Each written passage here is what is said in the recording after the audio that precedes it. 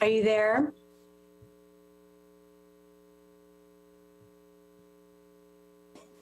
Hi, Katie, it's Megan. I can hear you.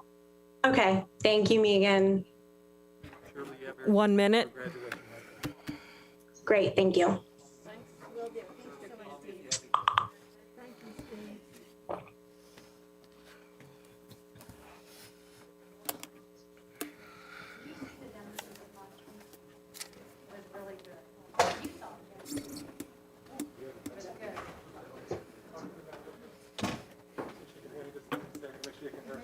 Hi, Katie. Can you hear us from our side?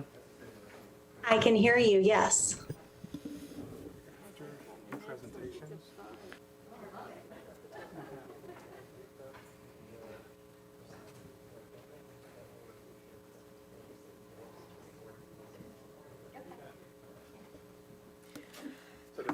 Yep. I'd like to call our June 1st, 2021 workshop to order.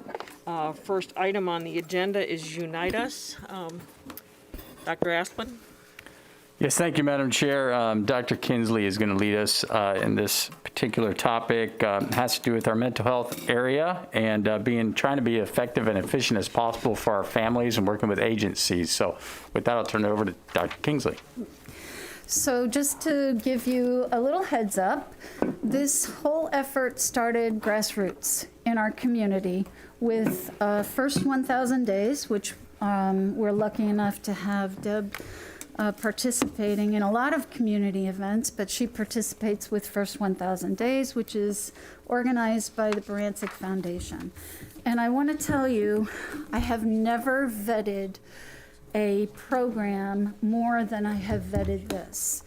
And I probably made Patrick get a whole bunch of gray hairs because we worked really hard with the committee from Unite Us and their attorney to make sure that everything was perfectly acceptable to anyone who participated, including, and this was a brainstorm of our attorney, including having a parent permission slip that very clearly outlined what it was the parents would be agreeing to have their child participate in. So Deb is very intimately involved with Unite Us, and she is going to introduce a little bit of a PowerPoint, and then you're going to see the program. Let me just say one more thing. Yeah. We included all of your read-aheads so that you would have everything to do with the program that you will be voting on next board meeting. So we wanted to give those to you now so you would have them ahead. Okay, go ahead, Deb. All right, thank you guys for letting us come back for the board workshop today. You guys are probably very familiar with the role of social workers and homeschool liaisons in our schools. Closer, please. These masks, okay. That better? Okay. First of all, before we get started, we do have one of our school social workers, Jim Camello, in the audience. So I wanted to thank him for being here. He's had the opportunity to view Unite Us, and he's very excited about this work. And also, Jim, thank you for your service to our schools and our families. I think you have over 40 years in the district. No, not 40. Almost 40. 35 years in the district, so he is one of our senior most social workers. Social work is a very complex field, and you all know that the heart and soul of our social work team is to connect our students and families to the resources that they need, so when they're in school, they can be as successful as possible. Okay, it's ready for me to roll. Our social workers do a lot of different things, but they have 5 main things that they do on a daily basis. They arrange for resources. They help coordinate services for families and students and sometimes our staff members. They monitor progress families are making, and they monitor the progress of our students.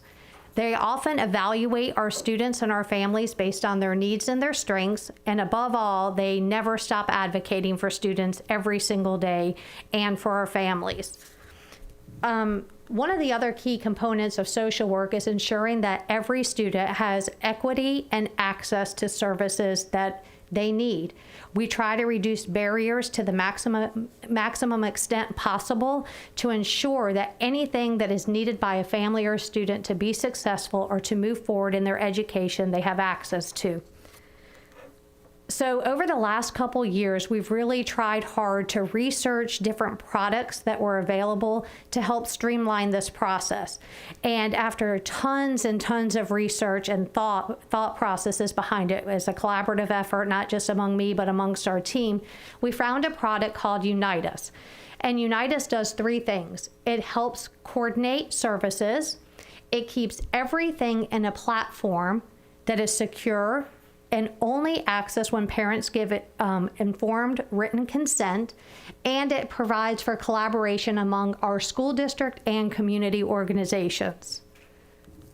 So before I turn it over to our great presenters, I want to tell you that we really feel like with the Unite Us platform, we have found exactly what we need to support our social workers and our homeschool liaisons in the schools.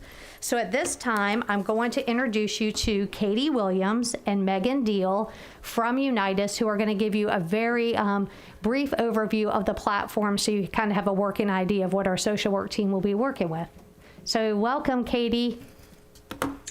Thank you so much. I really appreciate the opportunity to be here today. Can you hear me and see my screen okay? Yes. Yes, we Okay. can.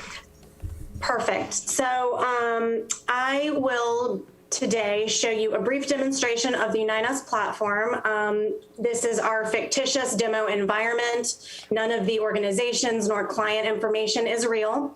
So today, I am logged in as Willie Smith. He is the director of a fictitious organization called Benefits Navigator. And when he logs into the platform, this is his homepage. And at the top, you can see a summary panel. It tells him the number of incoming referrals that he has that need assistance.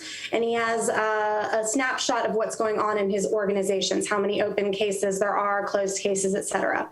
Underneath there is a timeline for his organization, kind of like a news feed on social media, that gives a snapshot of what's been going on for the last few days, different referrals that have come in and gone out. So for demonstration purposes, we'll assume that primarily your staff will be referring out. So I will show you how to make a new referral. We'll say that a child comes in, a student comes into your office, and her name is Janie Jolly. Her date of birth is 1/12/2010. So at a very minimum, this is the information that you need to create a referral: first name, last name, date of birth. We'll search our records to make sure that Janie is not already in our system, and she is not. So now we will be prompted to create the client information. All of these fields are required, but they automatically auto-populate to undisclosed. We'll just, for demonstration purposes, fill out a few of these. She's female, she's, let's say she's African-American, and her phone number, let's say, is 850. I'm in Tallahassee, that's my, area code, so I apologize for the demonstration. That's her mobile phone number. We'll say this is her parents' phone number, and that her parents want to receive text messages, and they want to know, they want to be notified when when a referral is made on her behalf. So we'll check that. There are a couple of other fields that are optional here.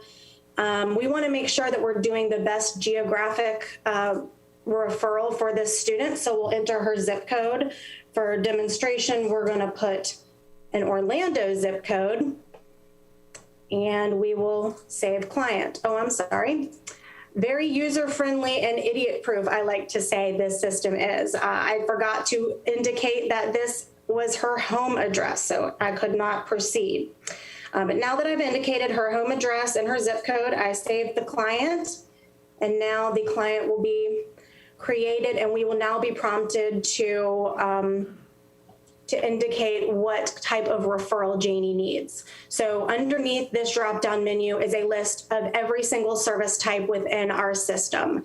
Anything and everything is in here geared to the whole life stage from birth to end of life. There's different service types. Today, let's say Janie needs some summer clothes. So she's in need of some shorts and t-shirts for the summer, and also her apartment doesn't have air conditioning, so she needs some fans. So we'll indicate clothing and household goods. There are a couple different ways to select the organization you want to refer to. You can either click the drop-down menu, or what I like to highlight is this browse map feature. So by clicking on the browse map feature, you can see the two different organizations within her current location that provide these services. So we'll click on Community Connections. When we click Open Community Connections, you can now see a little bit more information about this organization, that they provide individual and family assistance on basic needs, including clothing, food, etc. You can also see that they are accepting referrals. You can see their hours of operation. So we think, okay, this sounds really good. We'll go ahead and add this to our referral. You can also filter by a couple other things. Let's say you wanted to have populations specialized in serving, children. We could select that, or say your student is a Spanish speaker. Her family speaks Spanish. You can filter by language here. So I just wanted to point that out quickly. So we'll add recipient. Now we have community connections right here in the service organization box, and we'll just do a very quick referral. So we'll say student needs clothing for summer as well as fans for her apartment. If there were any documents you needed to upload along with the case, you can do that here. If you had another referral, so let's say she needs also emergency food, we can simply type in emergency food. Do the same thing. We'll click on the browse map. We'll click Feeding Florida. Looks like they're accepting referrals. We know them well, so we'll go ahead and add them as well. We'll do another quick student and her family needs emergency food. And now we have 2 referrals. We'll click next. Now, each of our service types has a supporting assessment. We will skip over this for now, but it does prompt us to provide more information. So what does the client need? Clothing.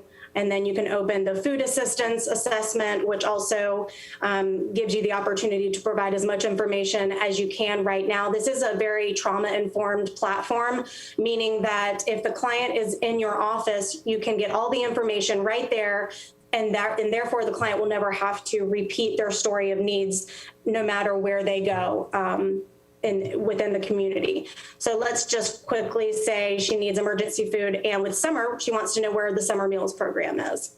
There's more information that you can include if you have the time. We'll click next. We're gonna review this real quick. We have Janie Jolly, she's age 11. We have her phone number. We're gonna do a quick review, and yep, everything looks good. So we're gonna click submit. And now it'll take us to the consent form. We can consent in 6 different ways. We can do text message or email. We can do on-screen consent. We can do a paper form. I think you mentioned you already have this system and what you're going to do worked out. So just for demonstration and for ease, I will just do an on-screen consent, and we'll just say that the parent is in your office. And so, excuse my system, to give it just a minute. So you can read this, or they can read the consent, and then they will sign as the parent of Janie. And we click accept. And now this referral has been sent. You've sent 2 referrals, one to Community Connections and one to Feeding Florida. When that referral is accepted and the client is served, you as the person who input the referral will get notification. That is what we mean by a closed loop referral system, is that you will get notification that that client has actually been served. A couple other things I wanted to show. With Unite Us, you do own your own data. So let's say you wanted to go in and look at the clients that you referred in the last 30 days. And you can get an email when the export is ready. That downloads to a CSV file. I also wanted to highlight this networks dashboard very quickly. We are actually upgrading this data visualization. Right now, it's for the whole state, but soon we will be upgrading via Tableau, and you will now include both the network activity dashboard and a health equity dashboard. There will be, now instead of just the statewide data, you will be able to drill down into geographic features to provide an improved experience. And then last but not least, I just wanted to show my network tab. If you're ever wondering, okay, what are the organizations within my county that I could refer to who are a part of Unite Us? You can look here, you can filter by service type, you can filter by distance, and this can actually be downloaded and printed out if you're ever just needing like a quick glance, or if you ever need to provide this information in print form. And so I think that's about all that I was going to share, unless anybody has any questions. So can I just add something? So, you know, our social workers spend a lot of time on the phone. They spend a lot of time making phone calls to service agencies for their children. And then they spend a lot of time double checking, did that child get served? I know that she showed us the state. We only will have access to what we have vetted in Sarasota County, the services that our social workers use in Sarasota County. So it's just a time saver, a connector, a data collector, and a way that our social workers can really be accountable to the families, instead of doing it on paper or through phone calls or messages. Thank you. Karen? Yes, thank you, Madam Chair. Just, is there any list of these organizations for families, or any where families can find out what services are available and what the criteria is, in addition to the social worker that serves multiple schools? It's my first question. And my second one, if a student has some kind of glitch in the process of the receiving organization serving them, is there some kind of notice back to us within a certain amount of time to alert us that it didn't process and the reason why? Yes, I'll answer both of those questions. Yes, we have a listing of all of our community resources that all of our social workers have access to and regularly share with their families and other community service agencies in our, in our county. One big thing we found with our families that need the social work assistance, oftentimes it's a partnership between the social worker and the family to actually make these connections happen. And what we can do with a click of a button now can sometimes take us up to 10 phone calls, 3 or 4 different home visits. So this system really streamlines the work we do in a very coordinated way, and the parent will always be our partner as we navigate this system. The second question that you had, Karen, was about if there's a glitch in the system. The way that this system is set up, it tells you directly when that referral is picked up and who picked it up. So it's never going to be like an appended cycle unless it's waiting for somebody to actually pick up that referral. And thank you, Mrs. Jacqueline. What I'm really looking for is there may be a family that needs some kind of service but doesn't know or isn't picked up on in a school of 1,400 students. Will there be anywhere that we have a list of community organizations, what resources are available, and the criteria to access those resources so they aren't dependent on a social worker that is serving multiple schools in over 1,000 families? Yes, we can post our resource guide on our website. It is currently posted in our internal document guide SharePoint, and social workers have printed that out and shared it with families, but we can post that and make it visible if that's something that the superintendent and the school board want.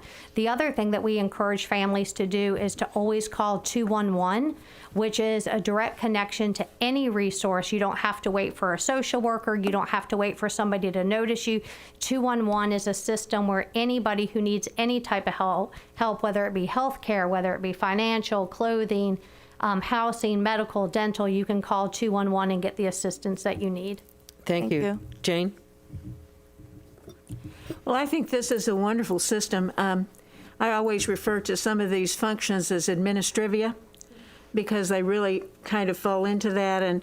And I think anything that can save a social worker and then responsiveness time is a good thing. I noted most of the sought-out community coordinators were in Central Florida, like in Orlando. Do we have these installed in other school districts, this system?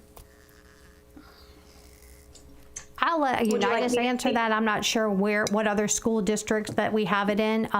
Like Dr. Kingsley said, our system is going to be specific to Sarasota County.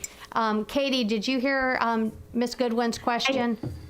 I did, and I can speak to that. So this is our demo network that I have showed you, and this is only showing the cluster of organizations in Orlando. There are a very robust network of organizations in Sarasota.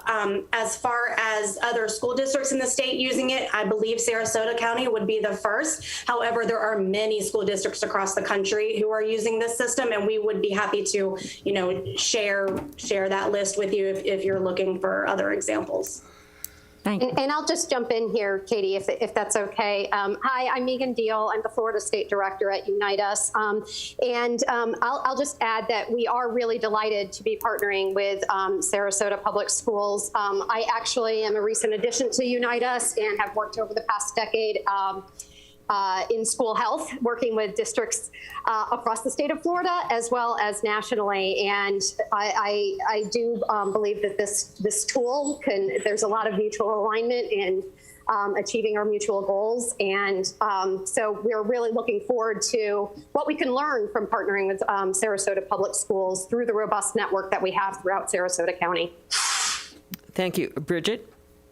Thank you. I have a couple questions. First of all, thank you for highlighting this. I think one of the things I've always noted is in Sarasota County in particular, we have so many resources, but it's often very difficult for families to necessarily know where to access them. So I see absolutely the value. I know that there's a lot of proactive steps on questions that I would likely be raising, particularly on the informed consent, the legalities, the data collection. So I appreciate that. And to Mr. Duggan, thank you for that. So one of the questions was, and just so to restate, because that was my first question, and Mrs. Goodwin just asked it. So we would be the first school district in Florida that would be utilizing this service? Yes, I believe so. And can we get a list of any other school districts that you currently are in contract with? Then the second one is, to Mrs.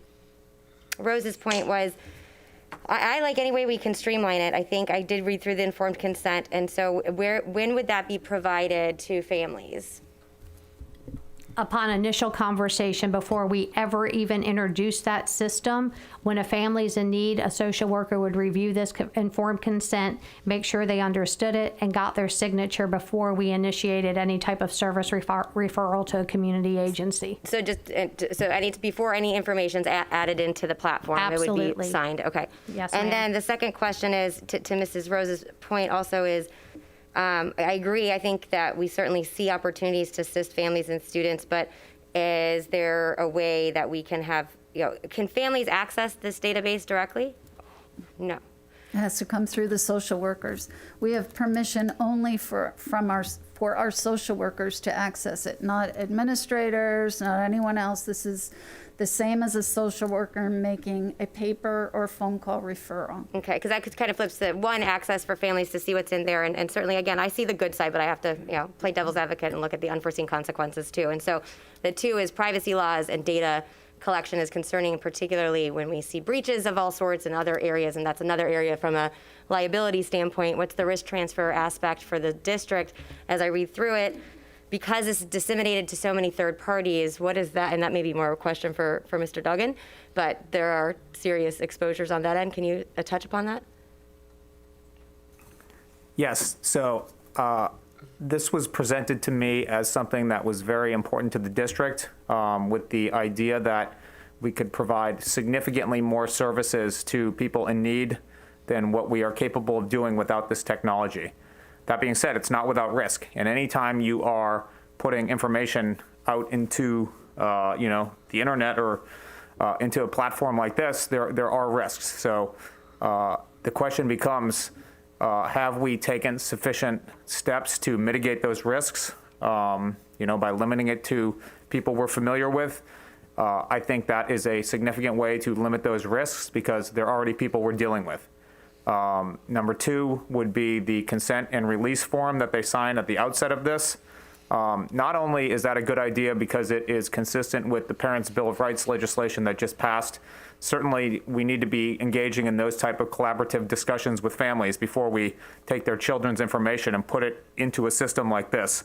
But also, as part of that, we have drafted release language where they would release us from liability in exchange for having access to this service. Otherwise, we would have to do it the old-fashioned way and pick up the phone and call and connect people to the services. So that is another way to mitigate the risk on this. But it's not without risk. So I want to make that very clear to all of you. But I think the analysis by the district was if we can put some safeguards in place, that the pros far outweigh the cons. And, we can do our best to mitigate that risk by kind of having the human element engage this platform. I think that we can be in a situation where it's a benefit to the children and the families of this community. Thank you. And one final question is, you mentioned 211. Who runs point on that? Who oversees that? Suncoast? Well, it goes out, it's through Orlando. And when we do call, and then they... It's a central hub in Orlando. Yeah, and then what they do is then they look at... Do you want him at the mic? Well, Come yeah, to the we mic, can't hear Jim. you. Come on up.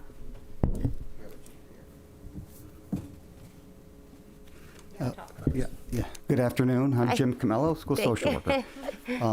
Right now the 211 service is a link for all the agencies that you talked about. But I know that it generates through Orlando, and then they have all the resources here locally, and then we'll refer a family to different agencies. During this pandemic, it has really been it's been a saver, for sure, saving a lot of lives. But there's a lot of agencies locally that we can bypass sometimes. But I mean, 211 is like the big data bank. Normally, they have all the resources like they'll have here. So I just think, and I was listening to this, and I have not used this yet. I know there's in the process. There's a couple of magnet ones, and I know some of the social workers have used it, and they really enjoy it, using it, and it's been easy to access. So, but that's what 211 is. It was through United Way, and Okay, that's what I was going to say. Is the state run it, or is it a 501c3? And that's what I wasn't sure. Right, but then it moved out from the United Way to, like I said, they moved it to Orlando, and then I haven't been No worries. in touch with it. Thank you for Sorry. Sorry to put you on the spot there. Thank you. Tom?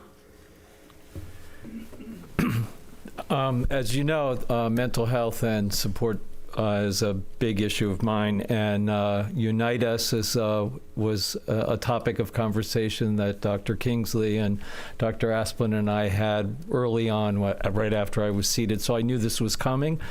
All the research and such that I've done before I even was seated, I heard that this is a game changer. And as far as I can tell, it expedites the services as quickly as possible, and many of our young people and families are in need of those services as soon as possible.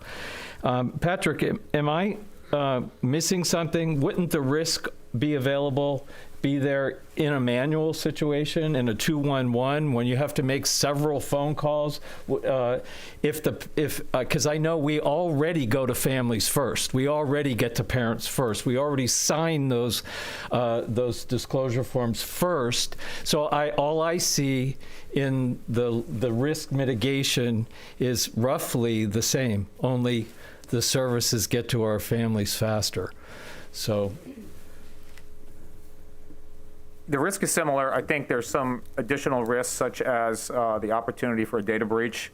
I also think it is easier for the same people to access the information and with more volume. So you have a greater opportunity for risk because of the ease that's involved in accessing it through this platform. But that being said, as long as the human element on the other side of the computer, our social workers, are monitoring it and vetting the people properly, and communicating with the families, I think the risk is significantly lessened. But it will never go away, just like it won't go away if you're doing it the old-fashioned manual way. But I do think that the pros outweigh the cons. So also, I know how long this has been on Patrick's desk. So I know that every I has been dotted and T is crossed, because I've been waiting for the program since well before I got here. My other question is, how many organizations are in our local database? Do we know that? Wow, 50 maybe, Deb? Katie, do you know the exact number of people that were listed, or community agencies that we had on our list that were turned into Unite Us? I want to say it was between 50 and 80. I was going to say that around 80, but honestly, I am not 100% sure. I'd have to get back to you on that. Have we done a cross-reference as to if we have gaps of service that we would normally refer, but they're not part of Unite Us? Have we seen that info? Well, I'm glad that you mentioned that, because that's one of the features of the enhanced dashboard, is you will be able to see where those gaps exist and be able to drill down and understand who you need to bring onto the platform. So I'm glad you brought that up. Thank you. Okay, sounds great. Jane? Well, I would just mention that these are our community partners that we've worked with before. These are not Unite Us partners, and so we understand and we know these people, but we ought to be able to get to them more quickly with more people who are in great stress and great need of help. I've worked with homeless students. I've worked with homeless families that were staying and being lodged in churches without a place to live. I've worked with people who are hungry. And, they really need help, and they need it expedited as quickly as possible. 211 has been a wonderful thing. But as we all know, it's a clearinghouse really only, and it doesn't do all the things that we need. So this will enable us to get to more people more quickly, to hopefully put out the angst and the horrible situation that many of these people, many of these families, many of these children are in. And I look at it that way. What we're doing with the children from a therapy standpoint, from therapeutics, or perhaps from our behaviorists or other people that we have in the district, wouldn't necessarily be in this system, would they, Deb? Facts or notes of any counseling appointments? No, none of that information. None of that kind of information, which I think parents may be more concerned about that sort of information. Yeah, Katie, do you want to talk a little bit about the protection of healthcare and mental health records? Yes, we have sensitive service types that are protected, so other people cannot see them. We have the ability to, so if an organization is serving a child, they can only see a child's information if they're serving that child. Let me just say that. And depending on the type of organization, you can only see, you could see if they were, if they got food assistance, but you would not be able to see if they received mental health services or anything like that. That's a sensitive service type. Does that make sense? Yes, thank you. Okay.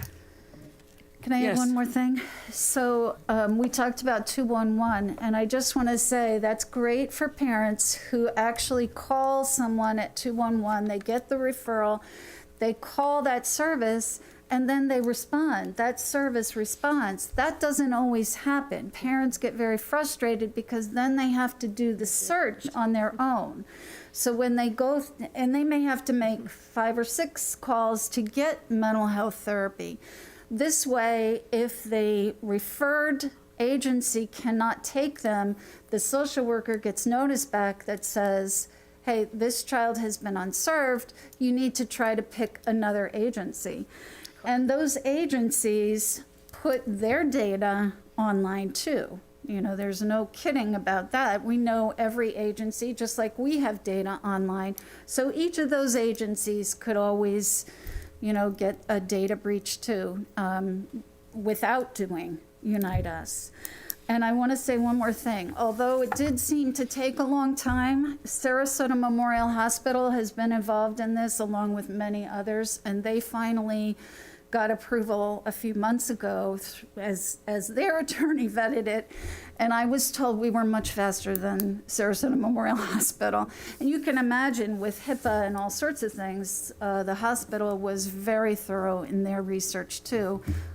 So I don't know if Patrick had an in with their attorney, but we certainly, this has been really researched. Bridget, you have a brief comment?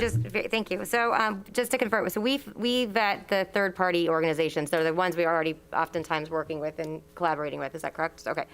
And then something that was said is that the targeted information, so, I mean, I wrote down targeted, sorry. So the sensitive information, it's only going to be distributed to said organization based on specific back-end parameters. I'm not a developer, but I'm assuming, is that correct? Do we still have them on? I don't know.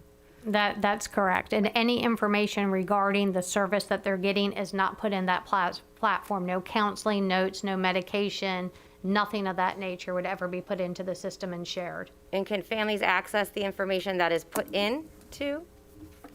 From what I understand, Katie and Megan, this is a service provider platform. Parents don't access this system to view information. You're correct. Yeah. But I guess because we deal with public records law, I mean, is a family able to, if they request that, or is that exempt? You know, that's something I think we'd have to go back to compliance and find out about. That's a great question, though. But we can find that out, that answer for you.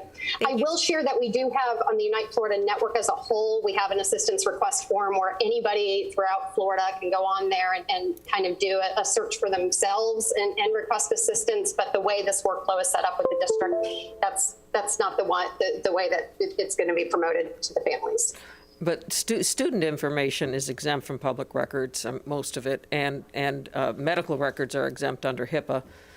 So I think some of those and so I would assume that would be the same because we're HIPAA compliant and FERPA compliant. Well, thank you very much for this. I think it'll be a big help for our families and you know, new to the community and whatnot. And thank you for working this out you guys. to, you know, provide the whole family the services they need. Yep, and we'll share back the information with the questions that you all had. So thank you guys so much, and thanks, Jim, for pitch hitting. Thank you. That ran a little long, but I think we can catch up on the superintendent evaluation. I've heard nothing back from anyone, and going over the questions and everything, I think we can answer them. And I was a little concerned about, you know, how can we be evaluating them on student achievement data, but a lot of it was about you looking at that and finding out where it is, and so I think I can give that. I would think if we're going forward, the next step would be that, Dr. Brennan, you have to send us each a memo laying out how you feel you've done on these things, and then we have to meet with you one-on-one with our evaluation, and we will turn our evaluations into Kathy, who will tally them, and then we'll bring them back at the 15th.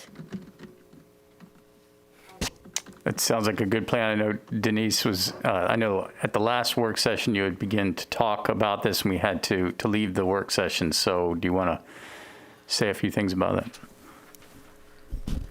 The only thing I'll add is that it's all digital, so when you fill it out, the summary sheet at the first page will all calculate. And then if you want to save it and then send it over to Kathy, I'll work with Kathy to summarize the rest and then get it back to you.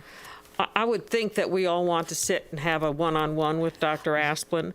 I mean, we might want to tentatively fill it out and then sit down and talk with Dr. Asplin. If we have any questions, we could make some changes or adjustments to that and then get it to Kathy. So we all need to be making, you've got your homework to do. We want that letter back from you or that issue from you. And then we need to make appointments with you next week to have a one-on-one with you and then get it to Kathy before Monday, the 14th.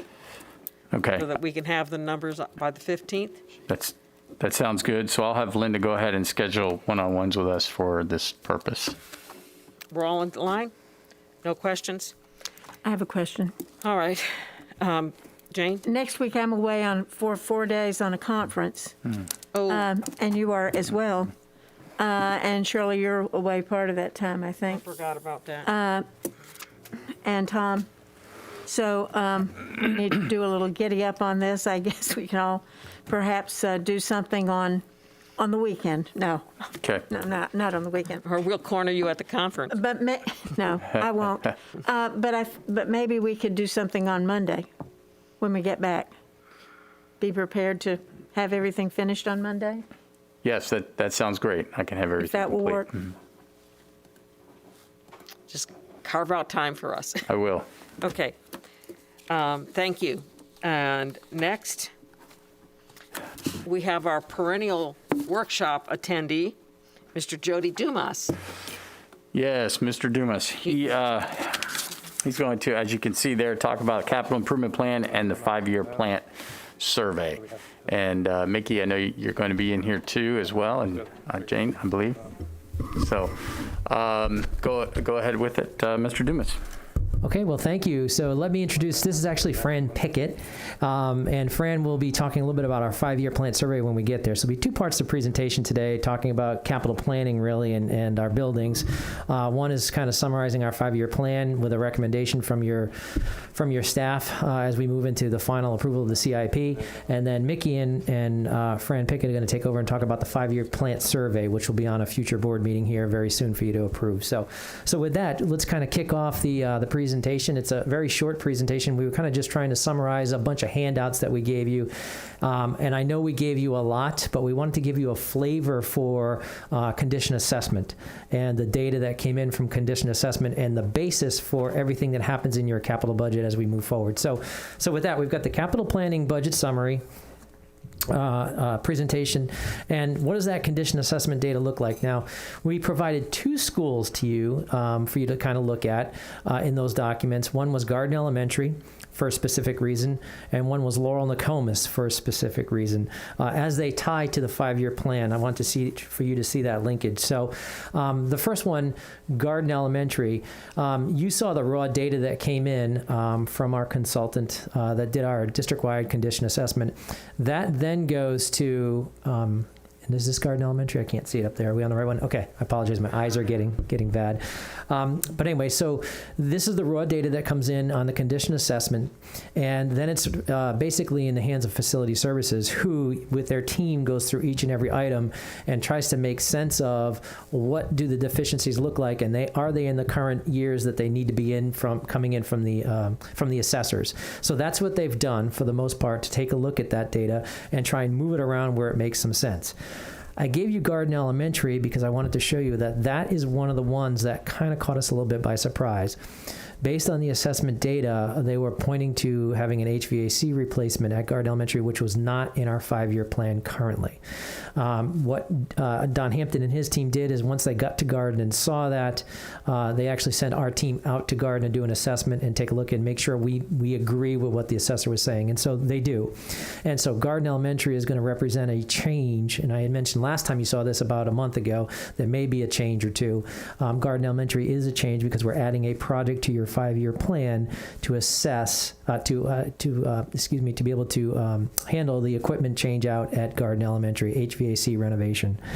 The other one I wanted to provide is Laurel Nokomis, because Laurel Nokomis is a school where there's not a large project pending other than a roof replacement. So I wanted you to see kind of two ends of the spectrum, one where we've got a major renovation at Garden and one where we've got kind of a smaller renovation that's coming up at Laurel Nokomis.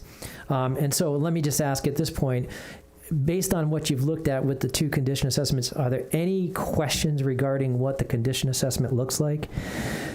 A key to the condition assessment that the next piece we're going to roll into is our matrix. But the condition assessment piece, one of the most important columns is right in the middle where it says current deficiencies. That's where we calculate FCI. FCI is an important rating of the condition of your schools, and it's relative. You rank them against one another. So a school that has a higher number of deficiencies, current deficiencies, not projected, but current deficiencies, will have a higher FCI, which means that at the end of the day, the condition of the buildings are more in need of capital investment than a lower FCI. The calculation at FCI is simple. It basically deficiencies divided by the replacement cost of the building. Or the campus. And so, for example, on Garden, the current deficiencies are, let me see if I can get down to the bottom.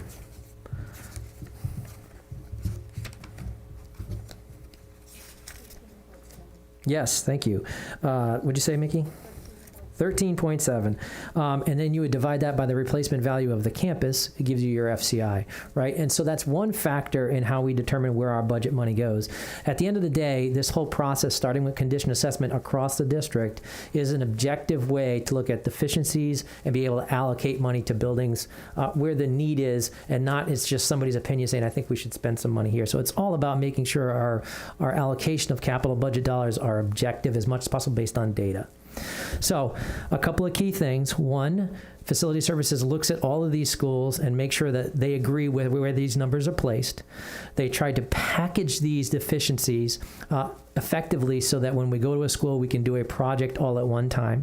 So you may see a deficiency as you've looked at Laurel Nokomis and Garden that may say a current deficiency right now is pavement systems, paving in parking lots of, let's just say $500,000. That may or may not be something we go get right away. It may be a current deficiency, but we may push that off for a few years until we get to Garden to do something else, or we may not. It's always an evaluation of what that system's deficiency is and where it might fit best in the capital budget. So again, this is raw data, and it requires that local manipulation to make sure we're doing it at the right time in our capital budget. So a couple of big things.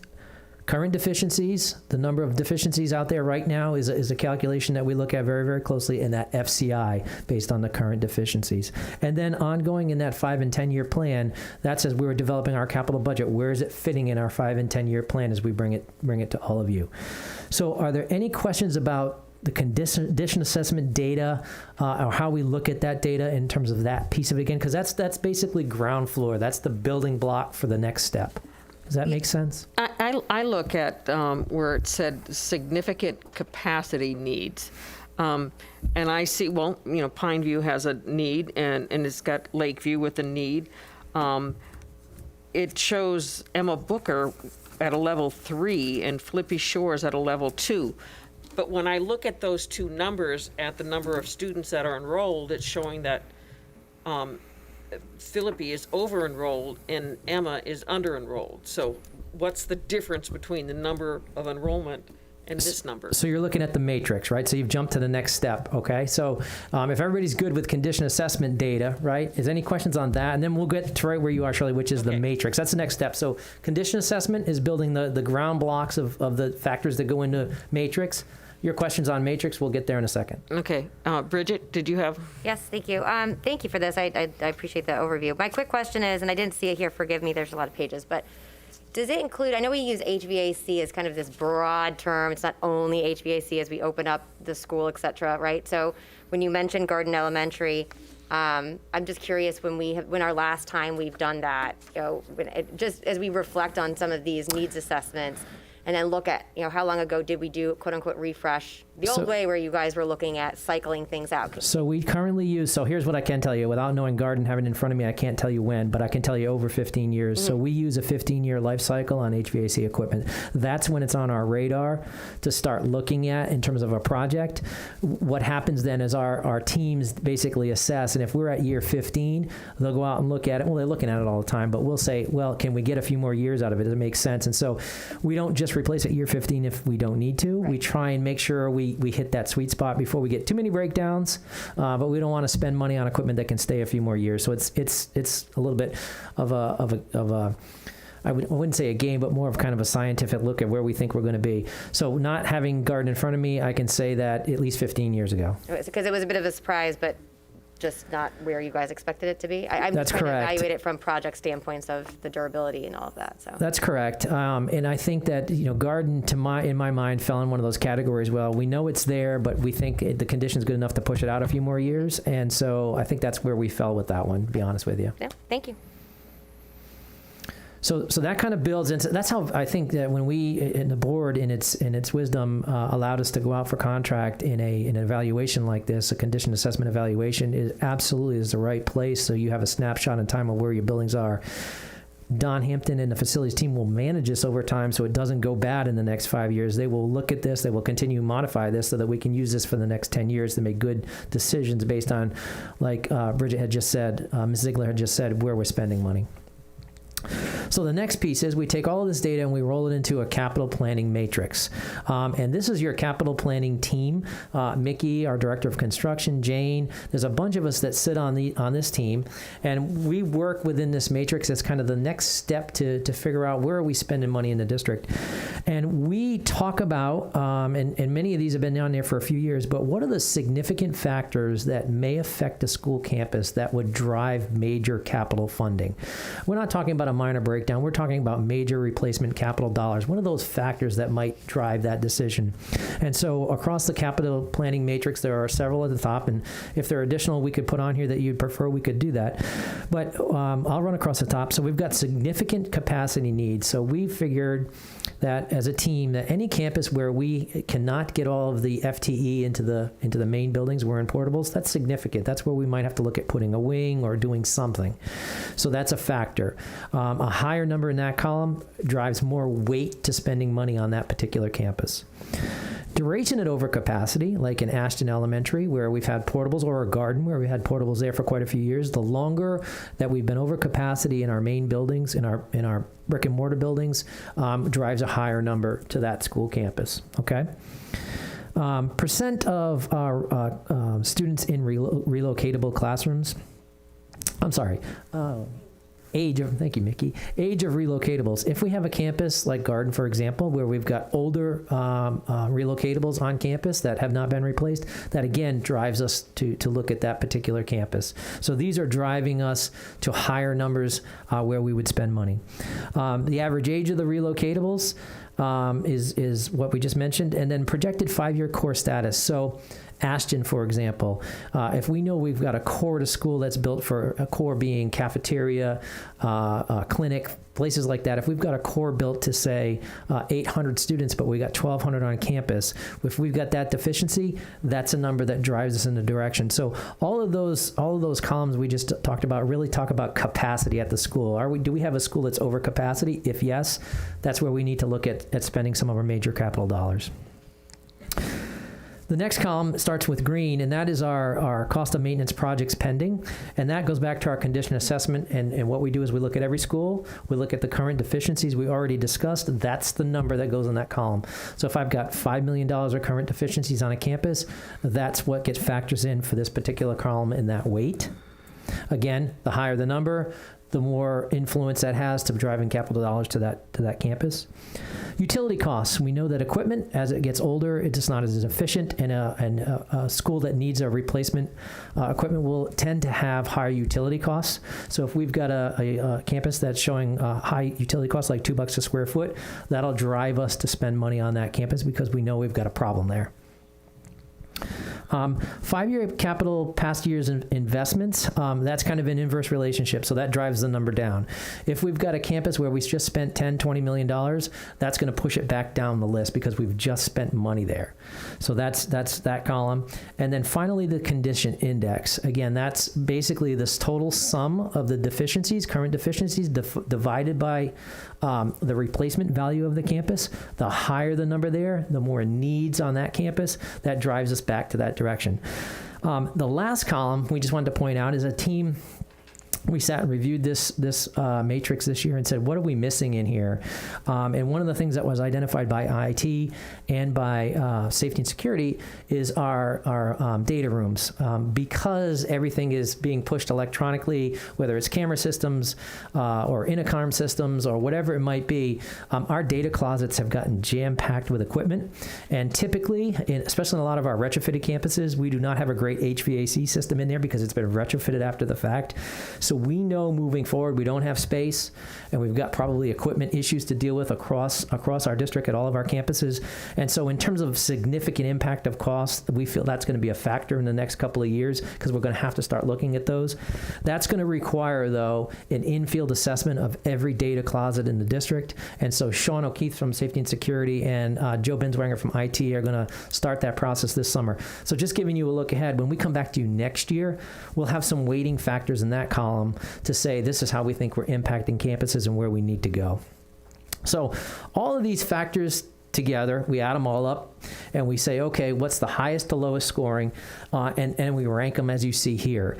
And what we try to do is make sure that where we have funding in our capital budget is reflective, at least in some way, of what our scoring looks like here from an objective standpoint. Does it make sense?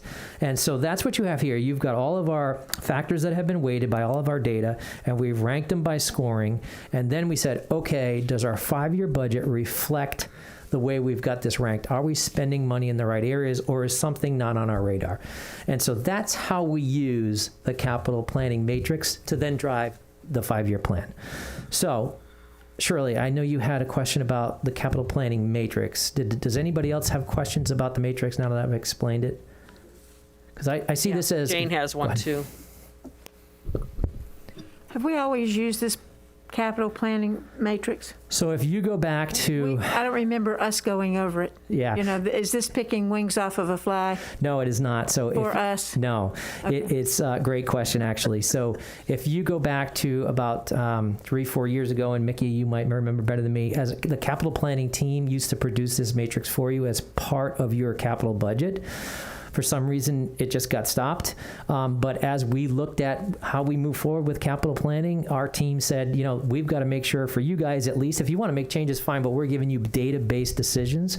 And this capital planning matrix seemed to do that for us. So we dusted it back off. So, Ms. Goodwin, it's probably been 5 years since you've seen it in a capital plan. I remember seeing it. Yeah, so we've updated it. We've tried to, again, dust it back off because I think for us, it's an essential tool to make sure you see the data going behind where your money's being spent. The capacity needs on here versus the capacity, well, like when we have the enrollment, we have a list of there are some schools that are over enrollment, and those numbers don't seem to match what's on here.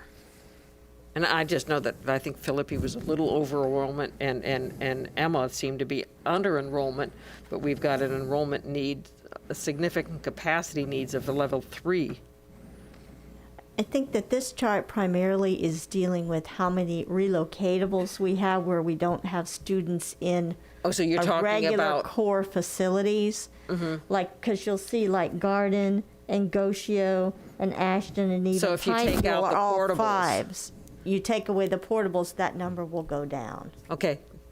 I had one other question, or one other comment. Absolutely. Next year, when we bring this back, could we bring back this year's as well so that we can see a comparative, please? Yeah, absolutely. We'll try to compare year over year, because the other thing, if we're doing our job well, when we complete a project, that should adjust all the numbers, because technically we've taken care of not maybe all the deficiencies, but a good number of deficiencies. And so hopefully we are maintaining. That's where it's important for us to maintain this over time. So, you just spent $1 million to do this. Next year, we don't want it to be invalid, right? At some point, we're going to have to redo it again because we don't have the staff to continue to go out and assess everything. But we can make sure we're maintaining for you. So, yeah, absolutely. We will make a note of that, even though Mickey will be retired. I got the note to pass on. She'll make a note of that, and we'll try and make sure we show this over time and at least graph it so we can show you what we've done over time, because you should see that move in both directions, to the good if we're spending money, and then in the other direction, the deficiencies should accumulate. So if I've got $1 million of deficiencies on campus this year, and you look at the 5-year plan, you've got things coming up that should climb if we're not spending time on that campus and spending money there. But I know overall our schools are in better shape than schools across the state and schools really across the country, because we have been looking at and making these decisions rationally and with forethought, and I know that most districts would love to be in our condition. Well, it all goes back to the next phase of this. When we come back to you, it'll probably be first meeting or one meeting in July. We got to get that figured out. But you'll see the entire CIP, this is the piece of it. So you'll be approving that on your board agenda. But one of the main objectives is capital asset preservation. And so the board has, over the years, made that one of their main goals. And so that's where we drive our money. And so that's why you see yourself where you are, is that you've got buildings that are in great condition. So. And I think you've got your capital projects team that was put together many years ago has really kept on top of all the capital needs and the collaboration of that. Most other districts don't have that type of a team like you have. Well, and another thing that we ask you to look at, or you ask us to approve that we looked at, it was not so much only how much a building costs to build today, but how much it's going to cost to run over 5, 10, or 20 years. And so we look at the long-range costs, because we might save something up front on cheaper carpet, but by getting the better carpet that's going to wear better, and to be able to change out the school names, it looks great, but what it is that we can easily change those walk-on, walk-off carpets at the schools. And it's a money saver, and it makes schools look good too. So, I mean, those are really good decisions we're all making here. You're all making for us. Well, thank you. And again, you've got a great team, the capital projects team, with professionals like Mickey that are on this all the time. And that, I think that's the key to we meet every 2 weeks, and they're always driving those decisions throughout the year. So that's really, thank you for that comment. It's a tribute to the team. Can we introduce our new employee? Oh, so this, actually, we can, yes. Sorry about that. Go ahead, Mickey. We have with us Amy Anderson, who's the new planning analyst in the planning department.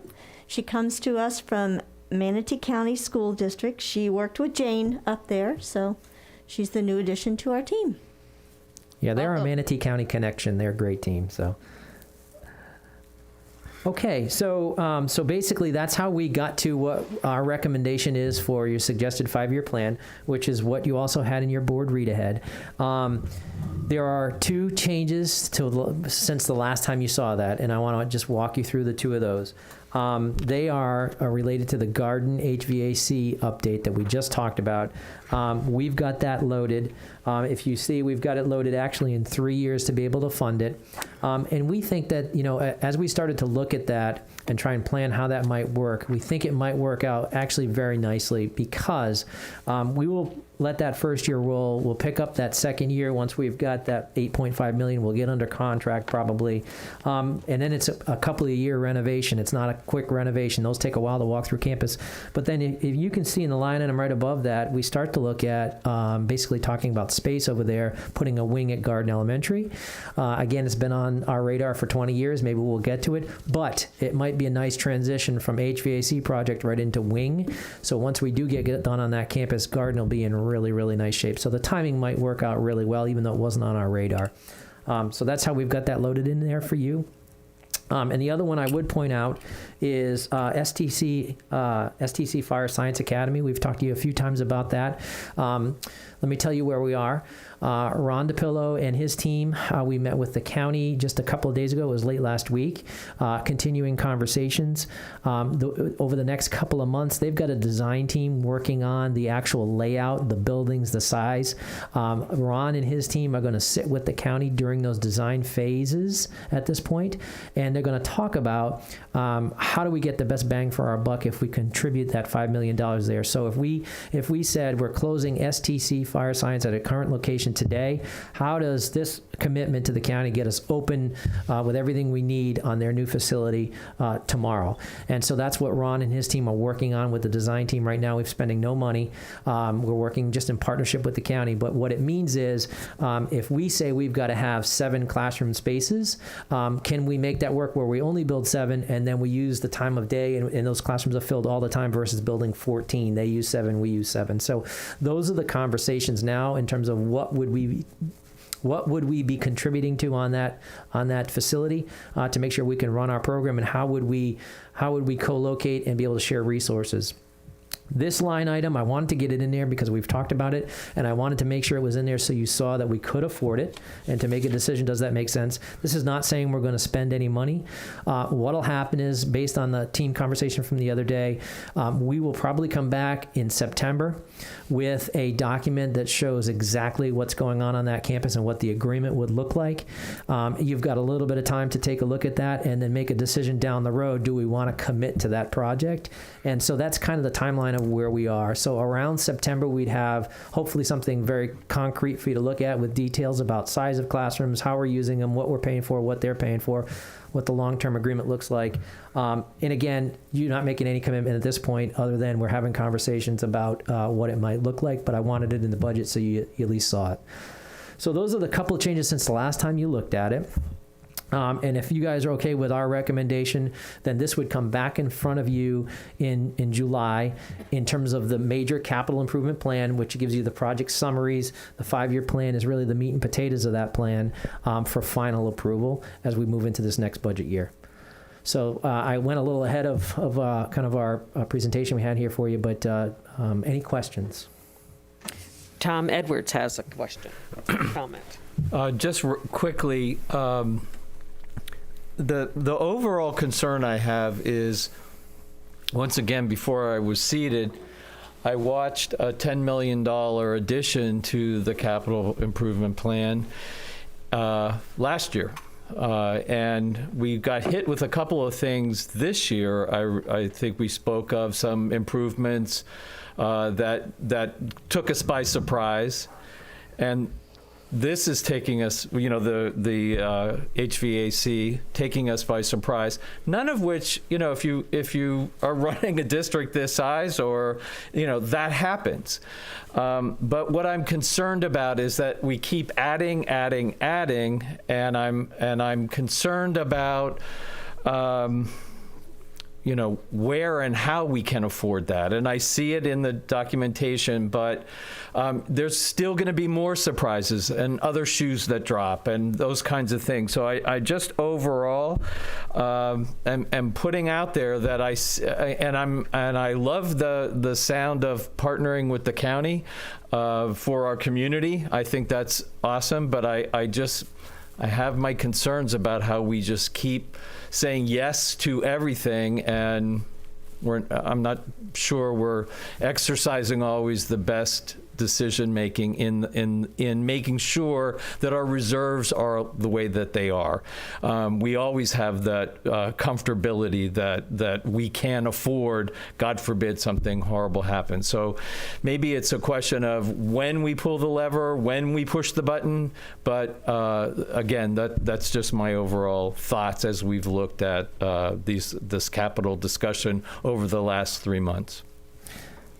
Mr. Edwards, absolutely. I think that you're 100% right on track. I mean, the 5-year capital plan is exactly that. We try to get things on the 5-year plan so there are no surprises, absolutely. And so we've got to do a better job to make sure nothing surprises us. I think that, number one, having the data that we have current data that will carry us through that next 5 years, I think will help with a lot of that. We were seriously in need of that update. The other piece is for projects that come up that are program-based. And those are very, very very important projects, certainly, but we need to make sure that we run them through the channels and so that everybody sees that those projects are coming. And I think we've got the CPT in place, and I know Dr. Asplin is making sure that we enforce the kind of the process for if there is a programmatic change that's going to require some capital budget dollars, then we run it through the process and then we make changes as we go. So I think that if as long as we adhere to process, I think in most cases we can get to a point that we're making good decisions ahead of time. But the other thing I would say in terms of your 5-year plan, remember, you're only really approving 1 year, this first year of spending. And so the rest of the years, we call them planning years. And so they will move around. And we have to expect that year to year. But you're really only approving this one. We'll have further discussions about that Guardian project as revenues come in over the next couple of years, and we can kind of make adjustments. But we'll do that as a team. Again, we'll make sure that we do our best to try and limit surprises in our capital budget. Thanks. I appreciate that. Jane? Well, I like seeing garden added because that's the little locomotive that could, I think they've been doing quite good work with little over the last few years, and they really need some help in some of these projects. So I think this is good, and I think that whole area is growing. As we know, Venice and South County is really growing. It's a little frightening, I think, to see what's going on. But looking at Booker High School, we're involved in phase 1 of Booker High School, and that's the $12 million and change. Are we going to come in with enough money this year and next year, do you think? And you don't have a crystal ball. I realize that. I'm not asking you to have a crystal ball, but do you think we're going to come in as projected? I'm very concerned about the cost of construction services supplies. Do you think we're going to come in on budget in that project? So I'm looking at Jane, and she's got a better handle on that budget daily than I do, and she's saying yes. So I'm feeling good. If Jane says yes, I'm feeling good about it. But again, you bring up a critical question as we move forward. If prices continue to escalate every year, month over month, then we won't on some projects, and so we're going to have to continue to look at that. But it looks like we're okay at Booker High. And we have a 22% increase in prices of supplies since January. Jane, do you remember that number?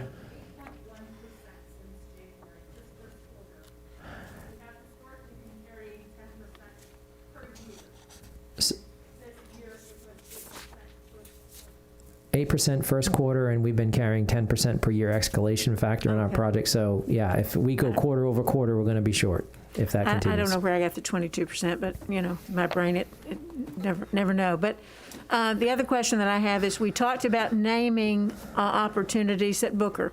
Where do we stand with naming opportunities at the Booker project? So that's ball in my court too again.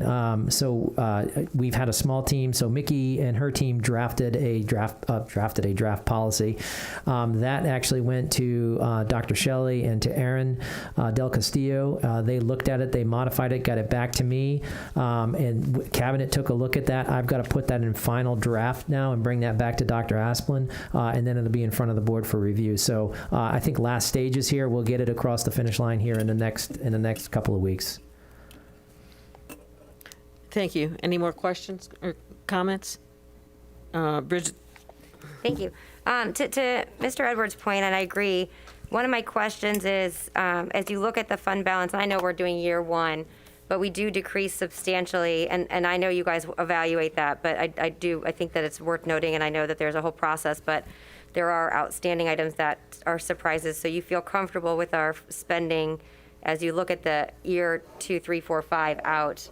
I do. In fact, the other thing that we talked about, we're heading into a strategic plan.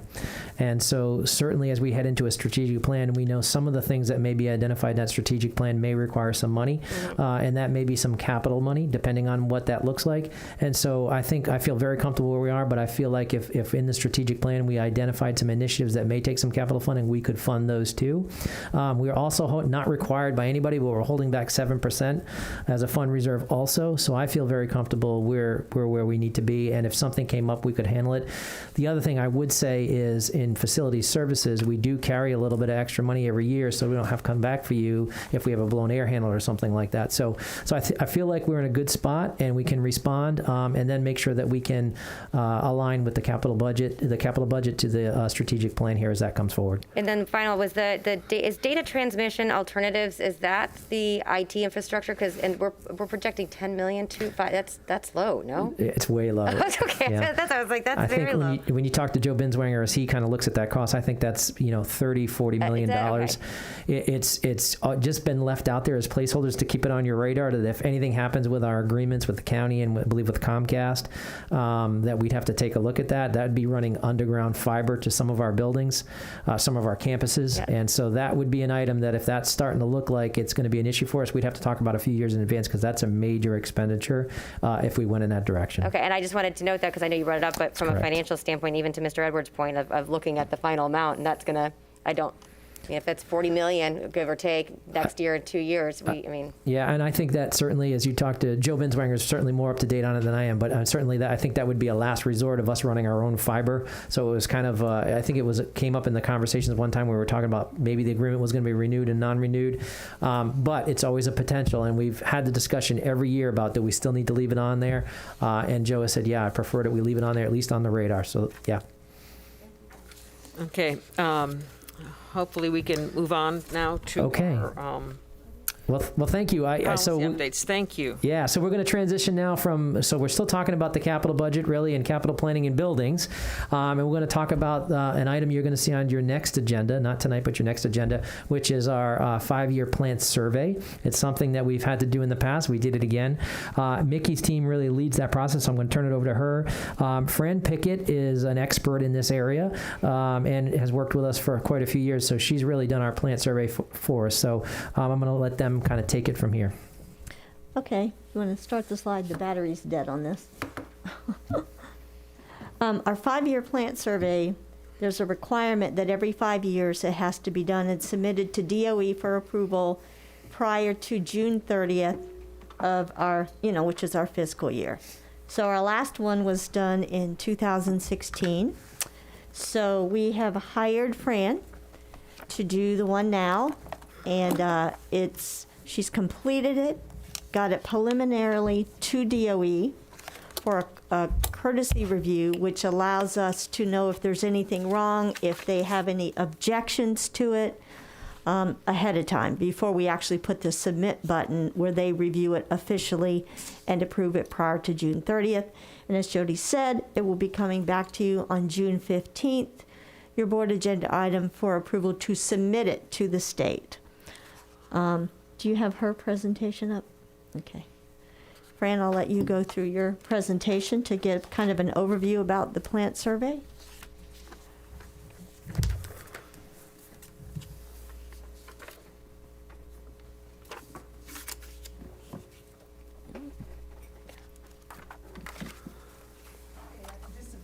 Push the, yeah. A brief introduction to who I am. I have a Master of Architecture from Tulane. I was a school board member in Brevard County in the mid-90s, and I recognize a couple of you from being around for many years. And after that, I founded Fran Pickett & Associates in 1998, and I specialize in educational plant surveys and anything to do with fish. So I say anything fishy, and that's the Florida Inventory of Schoolhouses, which I'm sure you've heard of.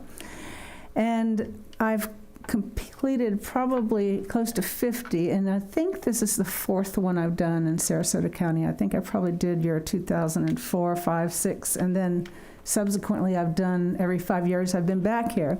So I work in quite a few districts across the state. Mostly, Alachua is the most north I've gone, and I just did theirs this year.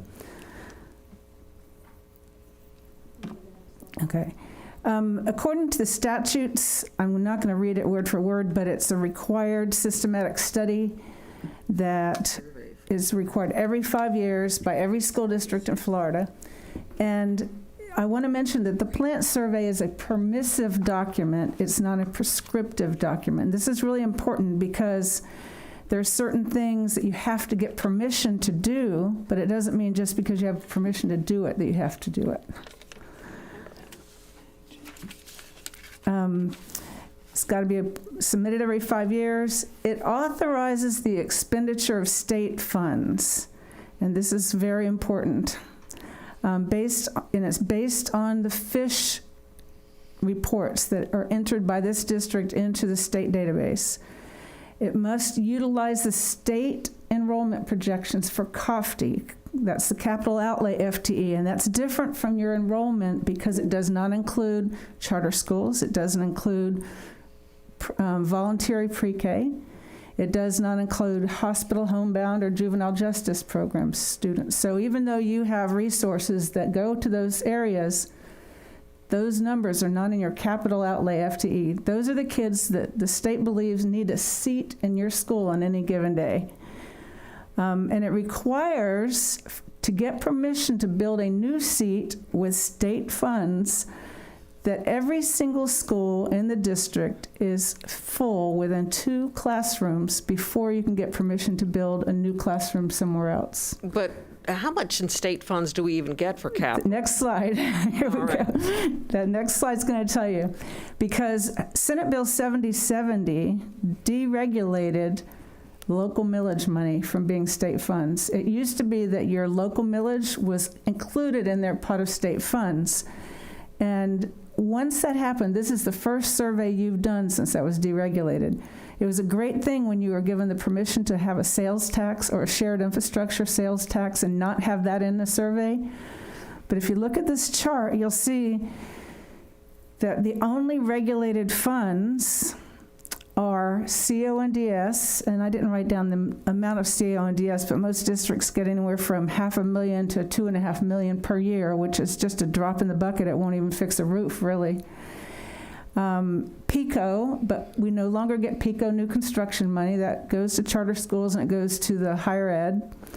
And then if they come up with new state funds, let's say back in the early 2000s, they came up with classrooms for kids when they had the class size reduction amendment went into effect.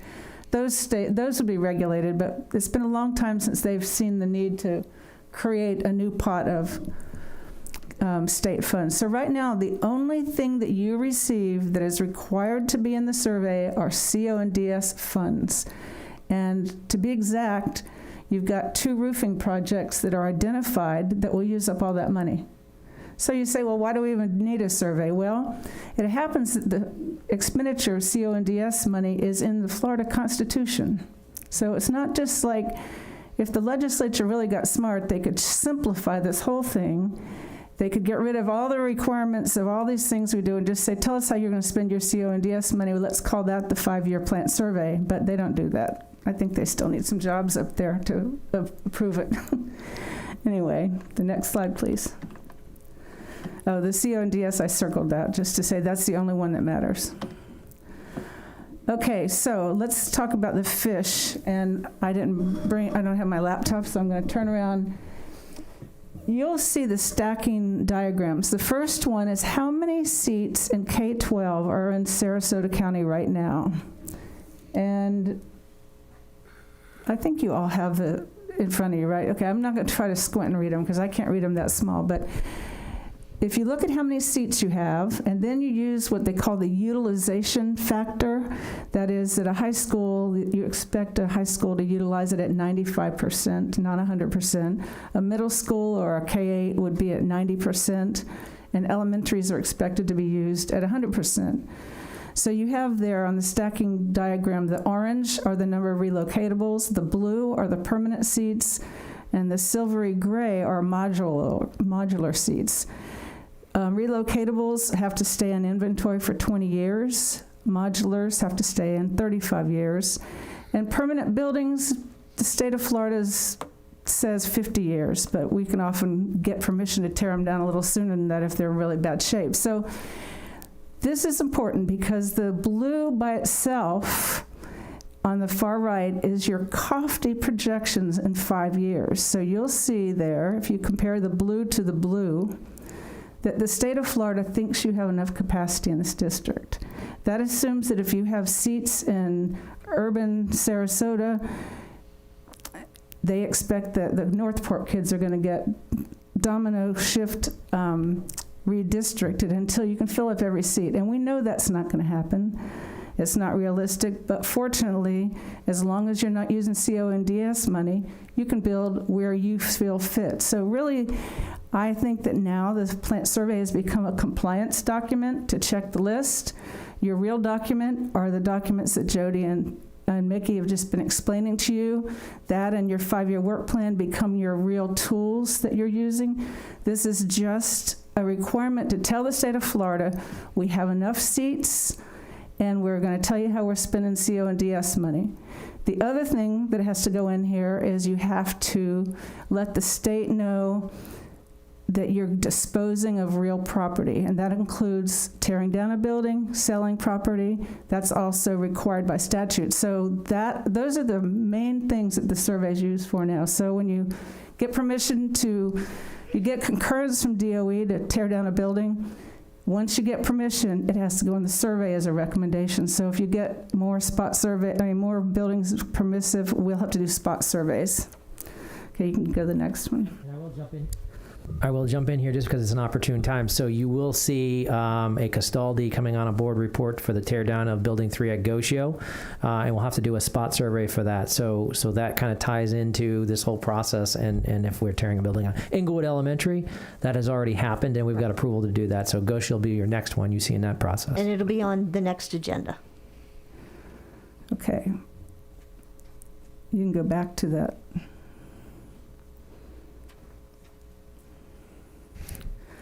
These are the state projections for your COFD. Like I said, we have to use the state projections, and it's very difficult to get the Department of Education to change your projections. If you say we're growing a lot faster than that, the only opportunity is a period probably between now and about June 15th or June 30th when the preliminary numbers come out. Once in a while, I've heard of a district going to DOE and saying, wait, we've got 50,000 housing starts in this subdivision, and you didn't account for that, and it's going to generate how many students there.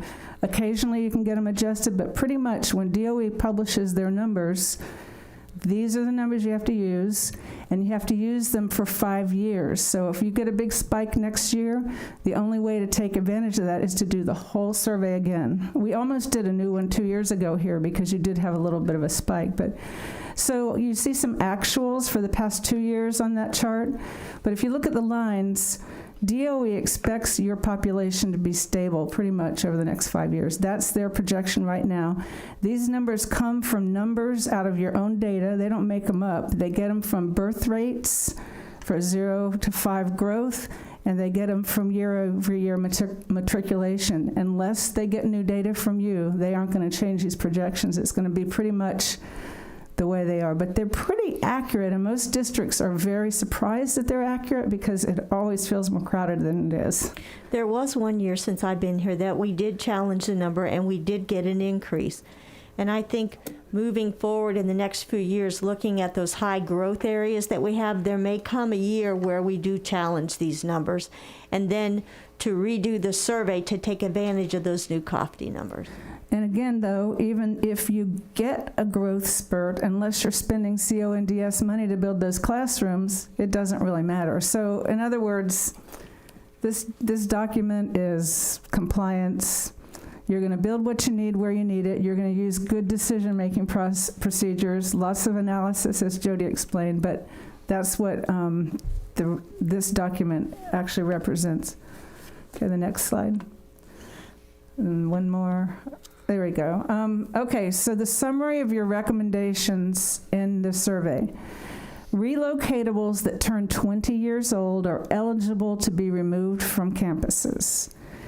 So the survey, being the permissive document it is, says if it turns 20, we're going to take portables away. Most districts change those to what they call general school space so that the student stations go away, and then they use them until they fall down. I mean, that's pretty much the tradition of most school districts.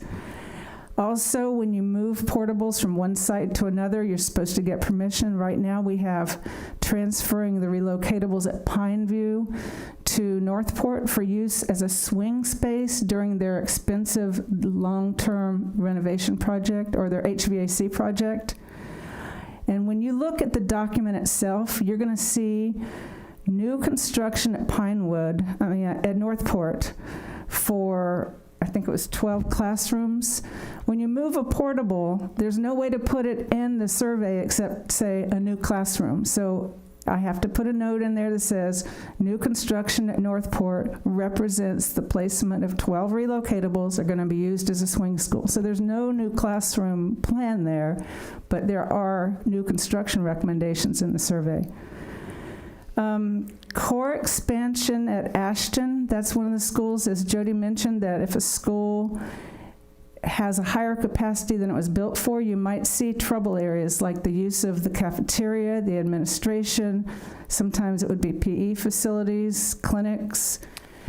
So you're going to see a little bit of remodeling at Ashton to represent the idea of expanding their core facility. We put it in there just to call it out. We could have left it out and you could do it anyway because you're not going to spend CODS money on it. Then renovations and remodeling is outlined in last year's work plan. We're 1 year behind, so everything that was in last year's work plan is represented here as being done during the next 5 years.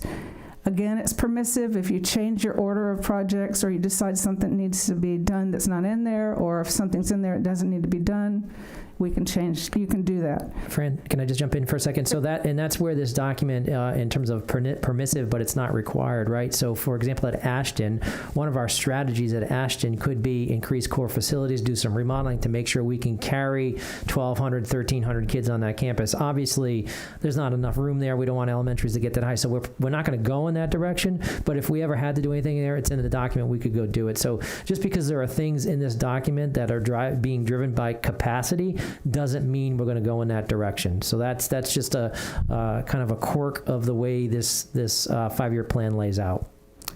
And then there's also the recommendation for the demolition of Building 6 at Englewood. And like I mentioned, Mickey mentioned, this was already approved by this board and approved by DOE and a Castaldi. But because of the statutes, it says when you dispose of property, including demolition, you have to have it in the survey. So we have to do a double take on that. And it's a compliance thing again. You check it off. The auditors look at your books. They say, yeah, they had a survey recommendation. So we're making sure that we try to follow all that. The next one, what isn't in the survey? Projects that add capacity.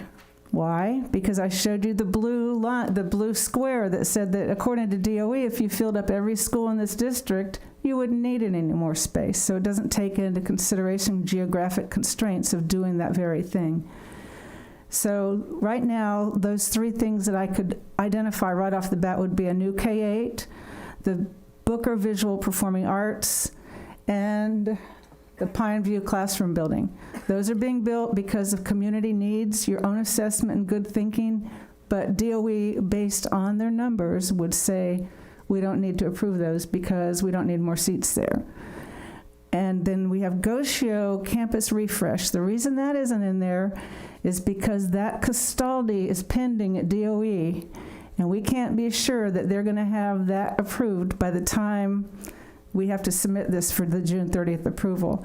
And I'd be very willing if it comes in the next 2 weeks to add it to this so we don't have to go through this process again just to do it. So if DOE is supposedly looking at it right now, they come back and said, we're going to have Goscio approved by June 15th or whatever your board meeting is, then we could add it in there and we'll let you know if that happens. Yeah, I was talking to him today and I'm going to be talking to him again to get that done hopefully by then.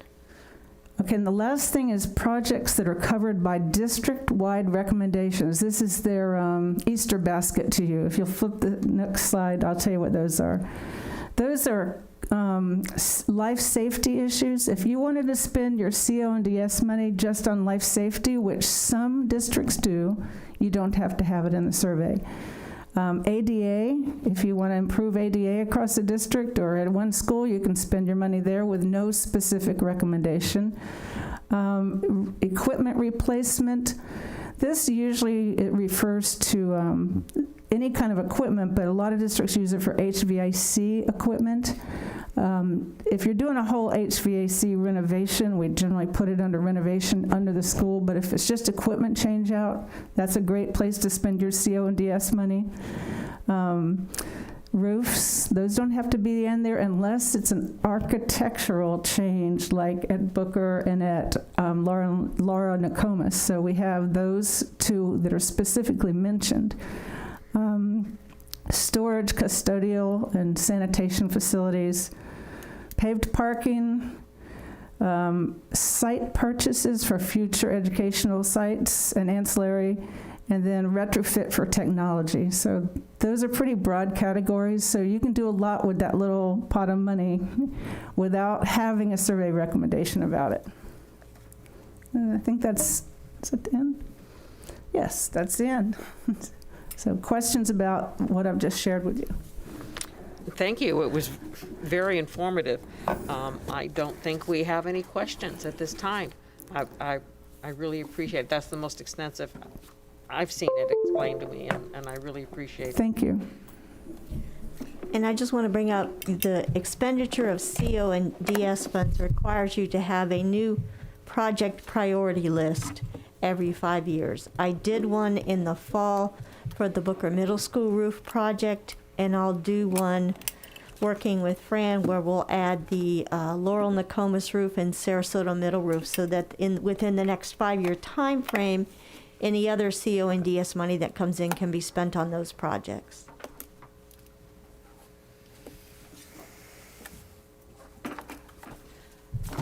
Thank you very much. Thank you.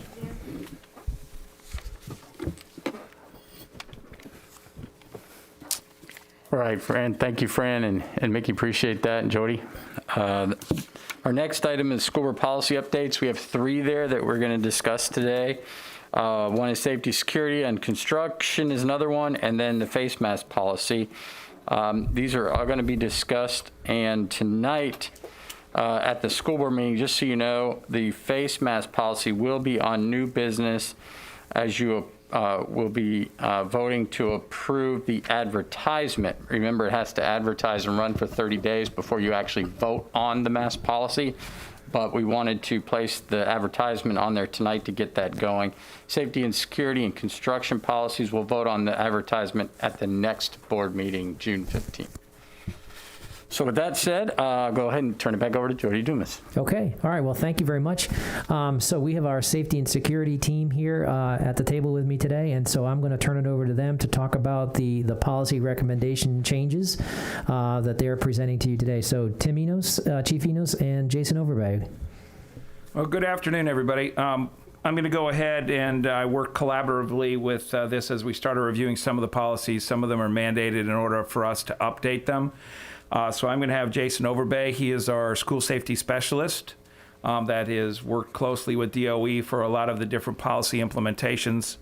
And I'm going to have him go through there and see if there's any questions as it relates to the policies. And maybe in terms of process, what we could do is we could go policy by policy, and if there are any questions on any of the changes, we could go through them rather than kind of reading all the changes. That makes sense. So, Jason, whichever one you want to start with, and see if there are any questions or comments about the changes. Well, I have 8.111 for key control and access to buildings as being the first one. We just updated this one to meet new technology that we have to make sure there was a policy in place. You know, I looked at that in that item 5, locked doors. All classroom doors shall be locked and lockable from the interior. But the last sentence, classroom doors are to remain locked at all times, even when the classroom is empty and the door is open. How can the door be locked and open? Well, the door can be propped open or just left open if it doesn't have a closer on it, but we want it to remain locked, so in case there's an incident, people have to go in there quickly, all they have to do is pull it closed, and they don't have to go through the stress of trying to lock the door. And if you remember, we have we're in the process of basically completing a couple-year project where we redid all the keying in the district. A lot of that included lock upgrades so that the classroom doors are all automatically locked all the time. So if that's open, it's still going to be in a locked position. If it closes, it's locked. So that was part of your keying upgrade we did over the last several years across our campuses. So the door will be locked even if the classroom is empty and the door is open, it'll still be locked. So when it swings shut, nobody can get in there. Okay.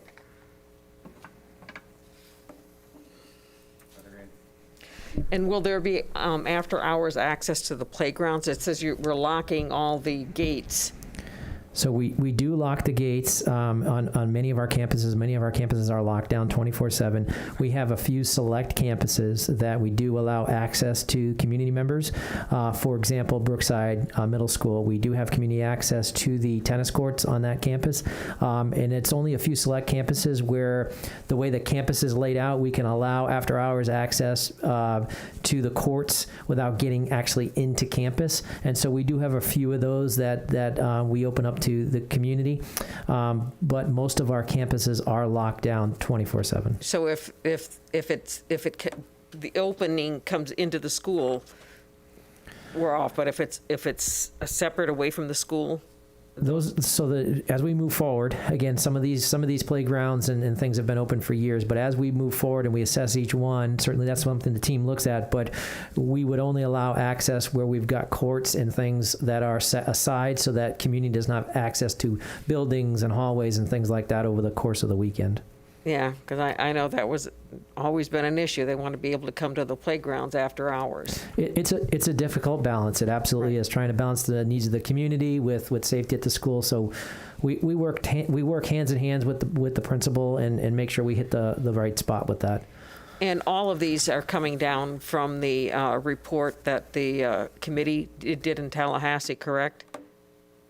Yes, and actually, when Superintendent Bowden was here, he put out a directive that all doors were supposed to be remained locked, except for we never had a policy in regards to that, and we've had some challenges in regard to it. So this is just to make sure that the district is saying that the doors are going to remain locked at all times.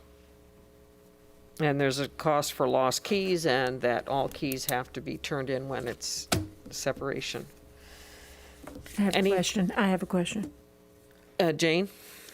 On item number 3, lost or stolen keys, if you lose them once, it's $10 and then $20 and $30. Should there not be something here about putting something in someone's personnel file? I mean, this is a very serious violation. I look at this as not being acceptable, and I don't care if it's cost you $50 or $100 to get the key back. This shows lack of respect and understanding of the importance of those keys and what they open and close.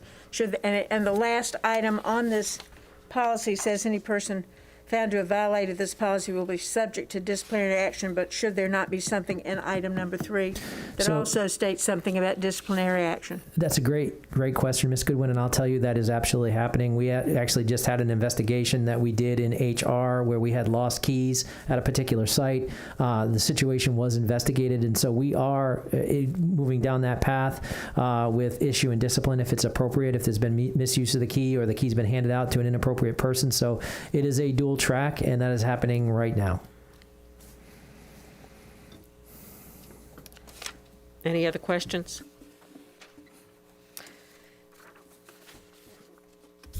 Okay. Next, I think, is 816, emergency drills. Yes, ma'am. So on this one, it was just updating language and coming into compliance with Florida Department of Education Office of Safe Schools. I have a question on, I think it's the language that's added. A written report of each emergency shall be maintained at the school and sent in electronic form shall be sent to. I think there's too many sent ins. You need to doctor that a little bit. It should be sent in electronic form to the school specialist, or maybe it shall be sent in electronic form to the school specialist. Do you see what I'm saying? You got that sent in a little bit? Yeah, good catch. Thank you. That doesn't have to come back if you just do the workshopping on it. Yes, ma'am.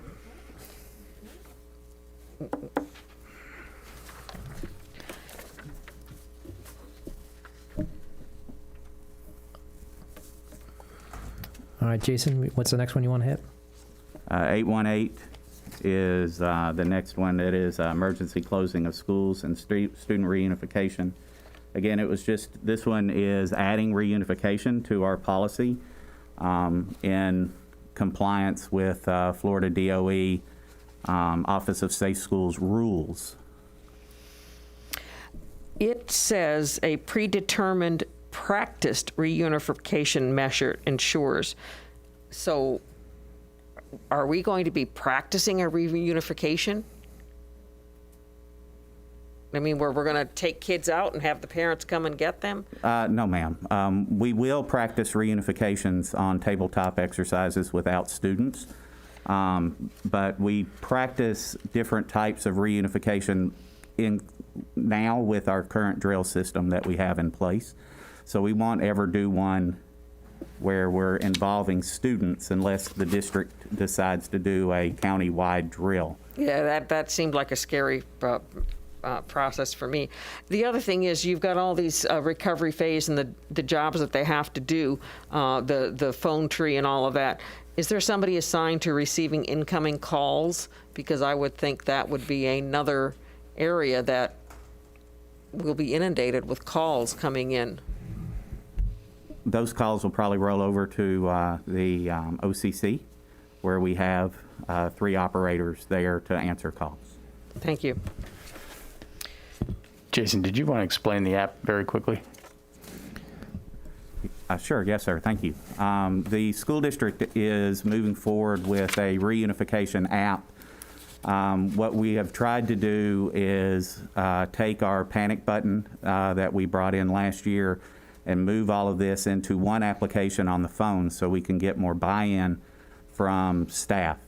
The new app will access the student information system, so a teacher will be able to open up the app, check their students in and what location they're in at the schools. So if they're not in their room and can't use one of the check-in buttons that we've placed in the room, they can check in anywhere on the campus of where their location is and what students they have with them, and if the students are injured or not injured or anything along those lines. That app rolls over into reunification, which follows in with our policy, where when parents come on scene, they will fill out the information electronically. We'll have record that they're there. We'll be able to check it against the emergency database in the SIS system to make sure they're allowed to pick up. It'll notify people inside the school that that parent is there to pick up that student. It'll tell us where that student is, and then we can reunify them with their parent. The app also gives us the ability to get a signature from that parent, and as soon as we get that signature, it sends out an email to everybody else that's inside the emergency list for SIS for that student has been picked up and who picked them up. So we're very excited about the app that's coming. Well, I'm glad we've got a great plan here for the worst, because I guess we should plan for the worst, but continue to hope for the best. Hope we never have to use this.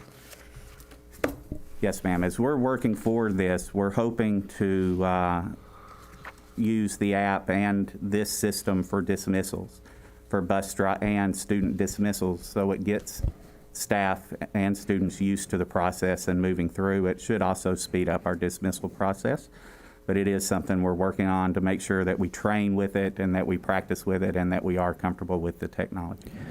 You'll recognize the name of the system.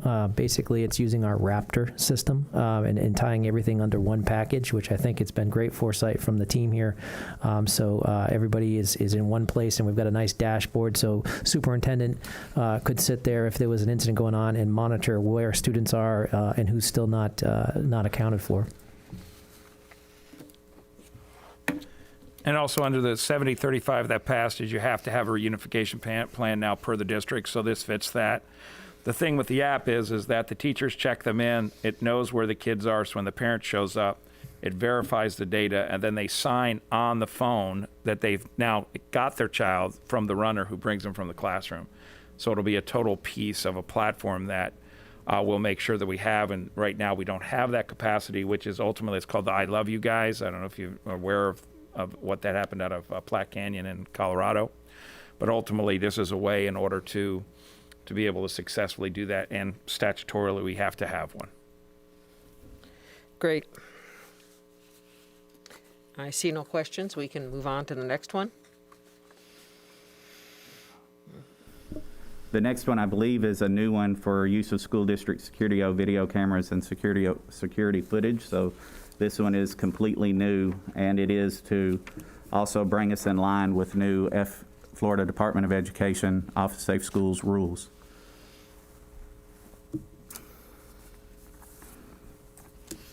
Any questions? Oh, Bridget? Yes, thank you. Excuse me. Thank you. For this one on section or bullet number 2, how about that? The last sentence, annual review of this policy to reflect changes in the applicable federal state laws. And I know the chief of police or designee is responsible. Does that come back to the board if there are changes? I would assume so. I just want to make sure. Yeah, any policy change has to come back to you. Absolutely. Even under the, okay. Yeah. But I knew that there was a whole policies for the department that I don't believe do come back to us. Is that not accurate? Correct. Yeah, the general orders and policy procedures that we have, if there's something written at the district takes precedent. If it's something like, as an example from, since we have firearms, it would be something in reference to like what you cannot do. You know, it's one of those things, it's guidelines in order to make sure that since we're such a specific job with our training, is that it specifically addresses that, which is, best practice, which we got from the sheriff's office. Okay, that's the only reason I wanted to clarify. And then the last one is 9, as it pertains to showing of video footage. I know this is something that frequently comes up, and it says, it's available to show video footage to parents or guardians of students in certain discipline-related issues. I don't want to read between the lines, but I'm assuming when there's an investigation going on, it can't be illustrated. So can you just speak to that a little bit more so that we are properly defined here? Yes, ma'am. So this is something that the district has been doing for a lot of years, where if there is a incident at a school, the principal or their designee can show the video footage to a parent. Even if there is an investigation going on, what they have to make sure that they don't do is allow the parent to take pictures or video of it. Because we will release the video footage, but only under subpoena when it's coming from a parent or insurance company or something along those lines.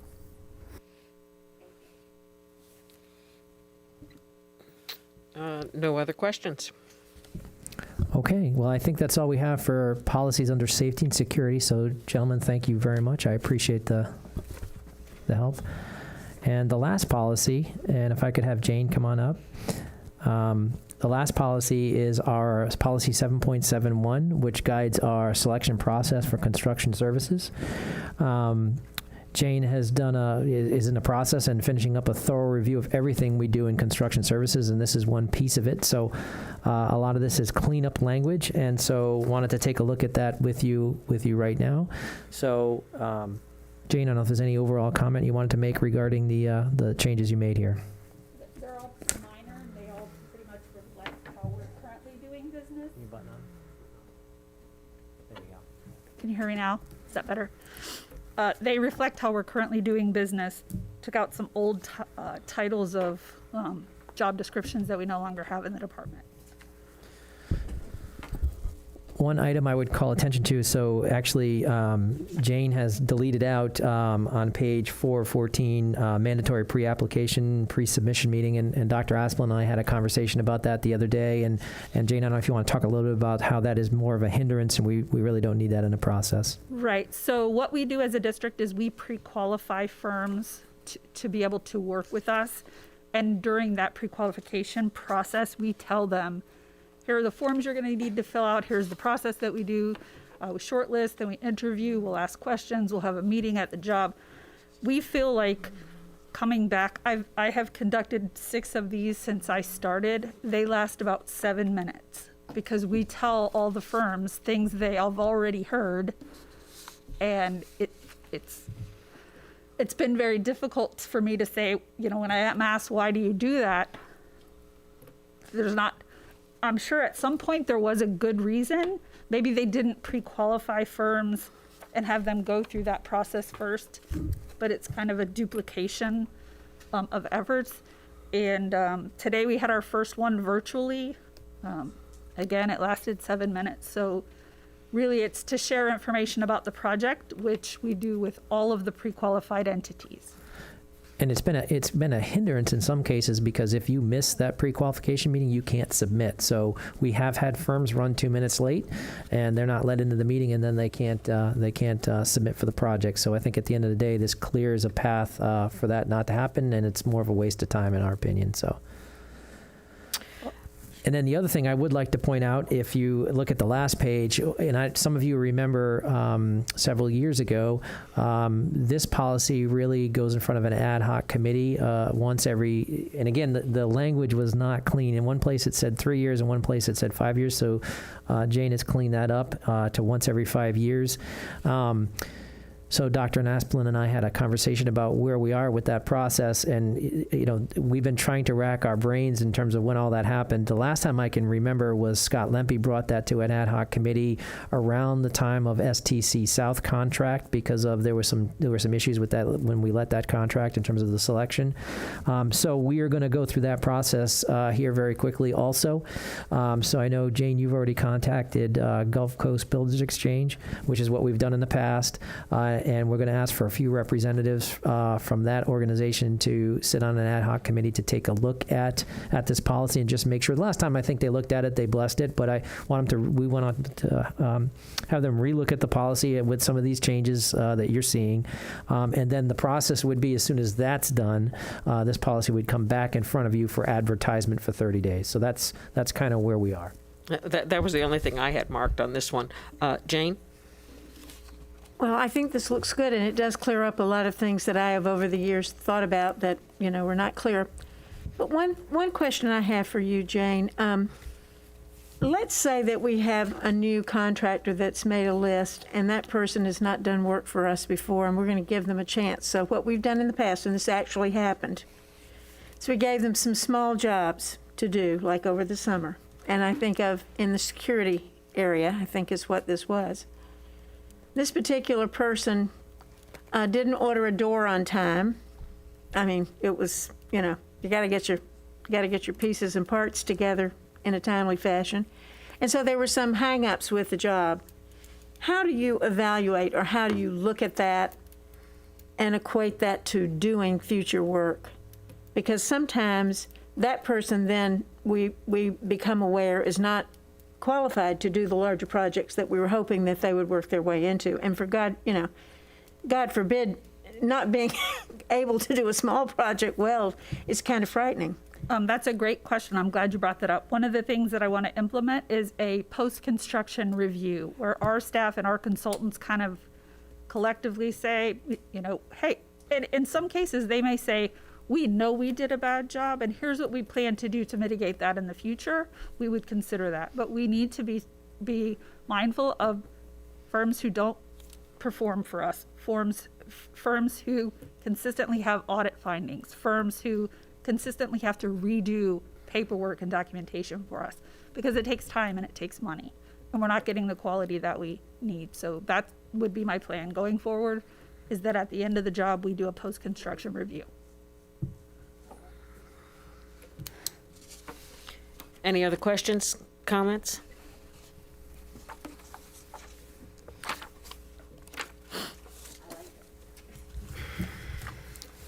Okay, thank you very much.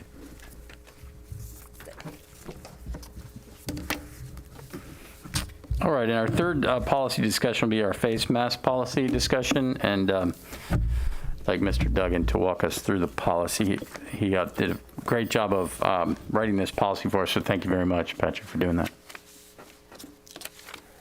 Okay, so at the direction of the board at the last meeting, I was asked to create a quote-unquote face mask optional policy, and so I did that to highlight the overarching policy is that face masks may but are not required to be worn. We have defined what a face mask is, because for security purposes and other reasons, there's a number of reasons why you would want to be able to define the type of mask that somebody wears, and you want to limit it for the health, safety, and welfare of the students to a COVID-style mask, medical style, or COVID-style, cloth face covering, or a translucent shield. And I think the idea is you want to be able to see people's eyes for security purposes, be able to identify people, but still afford people who choose to do so the ability to protect themselves for health reasons.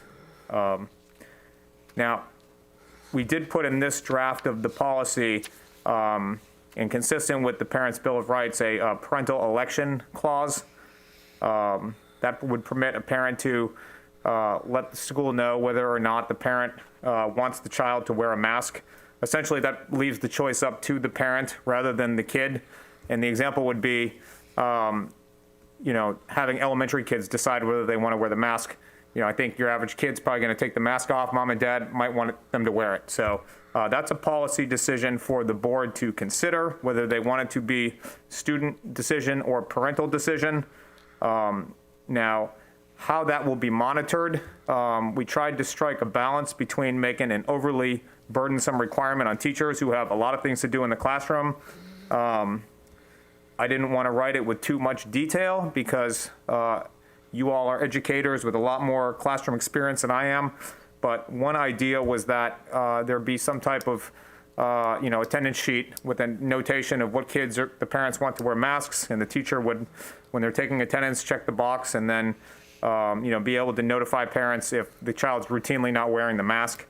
I think that would strike a proper balance between allowing the parent to be involved and without making it overly burdensome on the educator in the classroom who's there to teach, not necessarily be the mask police. We put some disciplinary protocols in there. If you're going to have kids wearing masks, I believe you want them to wear them in conformance with the policy and not be a distraction, wearing them on their heads and that type of thing. So we put some guidelines in there about how you wear a mask and that it can lead to discipline if the mask policy isn't followed. And again, those are for people who choose to wear a mask. They need to wear it in conformance with some rules. We defined, again, what type of masks are acceptable. And we have said that gaiters, buffs, bandanas are not an alternative to the well-defined COVID and health-related face masks. We said it has to be in conformance with the Code of Student Conduct, dress codes, employee handbook, school board and collectively bargained policies. We made it very clear that anyone wearing to wear a mask will not be subject to bullying, harassment, intimidation, pressure, hostility, or retaliation regarding that decision, whether that decision is to wear one or not wear one. Again, we made violations be led to discipline. That could be, I guess, theoretically, staff or students, revocation of access or other privileges for people such as vendors. And then, of course, like anything else we do, we have to have policies that are compliant with law, and we need to do things all the time, including when we're dealing with masks for people who chose to wear them, to keep in mind the accommodation of disabilities and sincerely held religious beliefs. And consistent with Governor DeSantis's executive orders, that the school board should not consider an individual's vaccination status when interpreting this policy. And then lastly, I made it sunset at the end of next year. No one knows what's going to happen in the next year with COVID, one way or the other. This is uncharted territory.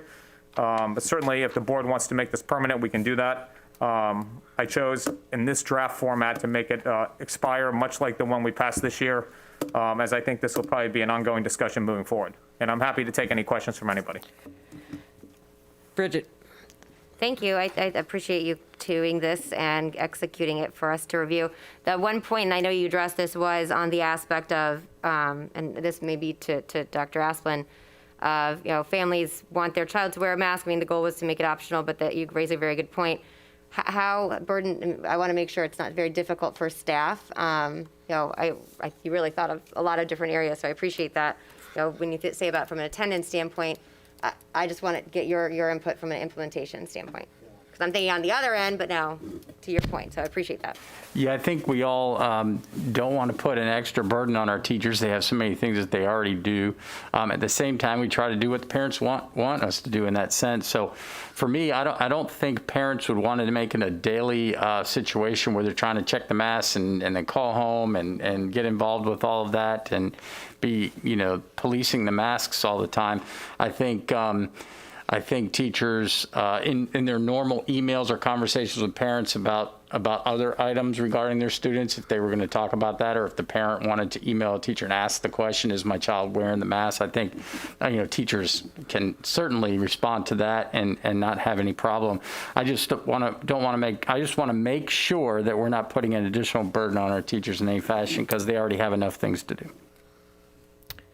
That's the feedback I wanted. Thank you. You know, my comment on this is a waste. I mean, to say that they can or can't wear a face mask, it's optional. Why do we need a policy that starts putting all of this stuff in there and say, oh, well, it's optional if you wear one of these masks, but you know, you can't wear a gaiter. Well, if they can wear or not wear, why couldn't they wear this or a gaiter? I just don't think to make it optional we need anything at all. Just let the one we've got expire. I mean, I see no need to have this for next year. An optional mask is optional. It's not against what our dress policy is. It doesn't say anything in our policy about not wearing a mask. If they want to wear one, they can. And I think it goes beyond COVID too. I mean, if parents want to put the mask on their kids because, you know, 3 kids in their child's class has the flu, let them wear a mask. I mean, these are medical things. We're changing the way we're doing business in our schools. And I mean, I don't think it only has to do with COVID, but I don't know that we have to have this policy, because I'd like to let them wear masks whenever the flu season comes, if they want to. But I don't see that we even need to write this up to say that, to put parameters in there on what they should or shouldn't do, and to have teachers having to police it and report to the parents is just unnecessary. Bridget, you had another comment? Yeah, I want to comment here. I agree. I wish we wouldn't have to, but what I think we've seen in many places, not just schools, that there are different opinions, particularly on this. And what I don't want is teachers or students or staff, any issue where people have different opinions, and that being policed or causing havoc at the school site. I don't think that that's appropriate. That's why I asked the question to Dr. Asplin as to, I don't want to burden any staff on this in any way, shape, or form on top of the stuff that they have to do. But I think this is something that we should not put on the members at the school level. This should be something that it's very clear. They're optional, and that therefore that it can't be denied or either way. And so that to me is the appropriate place for the board to indicate such. Mr. Edwards? So a couple of things. I do think that there will be students and staff next year wearing masks. And I want to make sure that they're protected, that they're not bullied, that they're not harassed. And I think that this is a stakeholder policy to make sure that that doesn't happen. On the other side of that, we don't really have an owner's manual about COVID. So God forbid that we get multiple variants and there's a problem, we still have a policy stakeholder, once again, that can be modified if we need it to under emergency situations. And lastly, I was the board member that talked about making sure that parents that want their students to wear masks are properly informed if they are not wearing the mask. There will be students that, for whatever the reason, can't take a vaccine, have a compromised immune system. That will happen. And I spoke to Patrick about that, and I was very concerned that it wasn't going to be a policing situation for the teacher. So what I had suggested, and I'm not an educator, I'm not that person, but as simply as an attendant clerk is notified, and there can be something from the communications department that is pre-written electronically that says this is to inform you that for the last 3 days your student hasn't worn a mask. Simple as that. And it doesn't have to be the teacher who does it. It could be a handoff to someone on staff that, again, would just inform the parent. So those are my thoughts on the policy. And of course, I really didn't want teachers to have to be responsible, but I do want to protect people that if they're wearing a mask for their own reasons, that they're not harassed and they feel comfortable.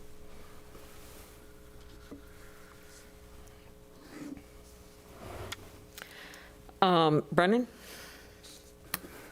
Thank you. The other item I just wanted to mention was I know Patrick and I think some others in cabinet also talked about, is this a policy that maybe doesn't have to be written, and some of those items can be placed in our other policies that we already have, like our dress code policy and our discrimination and bullying policy and so on and so forth. And we certainly could put some different items in those policies. At the same time, I think we thought that that this issue is such a big issue that maybe it does require its own policy as we transition out of where we are. But I just wanted to throw that out there. I mean, we could certainly look at other policies and adding to those policies. We could add masks to the bullying policy or to the dress code itself. So just to be aware of that, because I know, Shirley, when you say, we don't need a policy, there is another option, and that would be the option is to place it in some of the other policies that we already have. However, I just want to make sure we're careful not to, not do the correct justice to this issue since it is such a big issue. Karen? Thank you, Madam Chair. I'm in agreement with a policy as we transition, and we've been in unknown territory so that we are very clear. I am not comfortable with the how parents get notified piece. I understand and agree with parental rights, as Mr. Duggan has brought up what that means, but even if I look at dress code, that's a big to-do in a school of who notifies who, when, what, and where. If a student is sent out of class, I think that that's a little gray, and I don't know that it needs to be written into the policy per se, but I think that we need to have some assurances that teachers are focusing in on instruction. I don't know if in our attendance system that there's any way of, them being able to put a check in the box. I just think that that could become very confusing on how we're handling it at different schools, and the way that it's written, what parents' expectations would be. I think that we need to be very clear and allow teachers to teach, but if we're having it in there that we're notifying parents, what does that look like? Jane? Well, I personally do not want teachers monitoring masks. I really feel that let's make it short, sweet, get it over with, and let people be adults or be responsible. But teachers are going to freak out if we start talking to them about masks and about having to record or check out. They don't want to have to do that. They've had enough this year to, for the last, seems like 5 years to them. So let's start with a fresh slate, beginning of the year. No concurrent teaching. and getting back to as normal as we can. And, if parents want their children to wear masks, I respect that. I respect everybody wearing a mask or not. I was amazed at over the weekend how many people did not have masks on.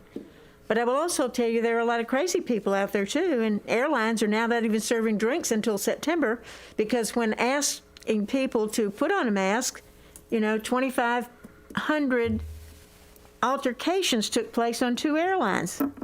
I mean, it's touchy. So I say let's remove this from our teachers, because they don't want to have to do this, and let's put the responsibility on a parent and their child, and go forward and think that this will be done in the best way possible for their own family. This is a parent right, then let's make the parent the responsible entity with their child and go forward. No involvement with the teacher.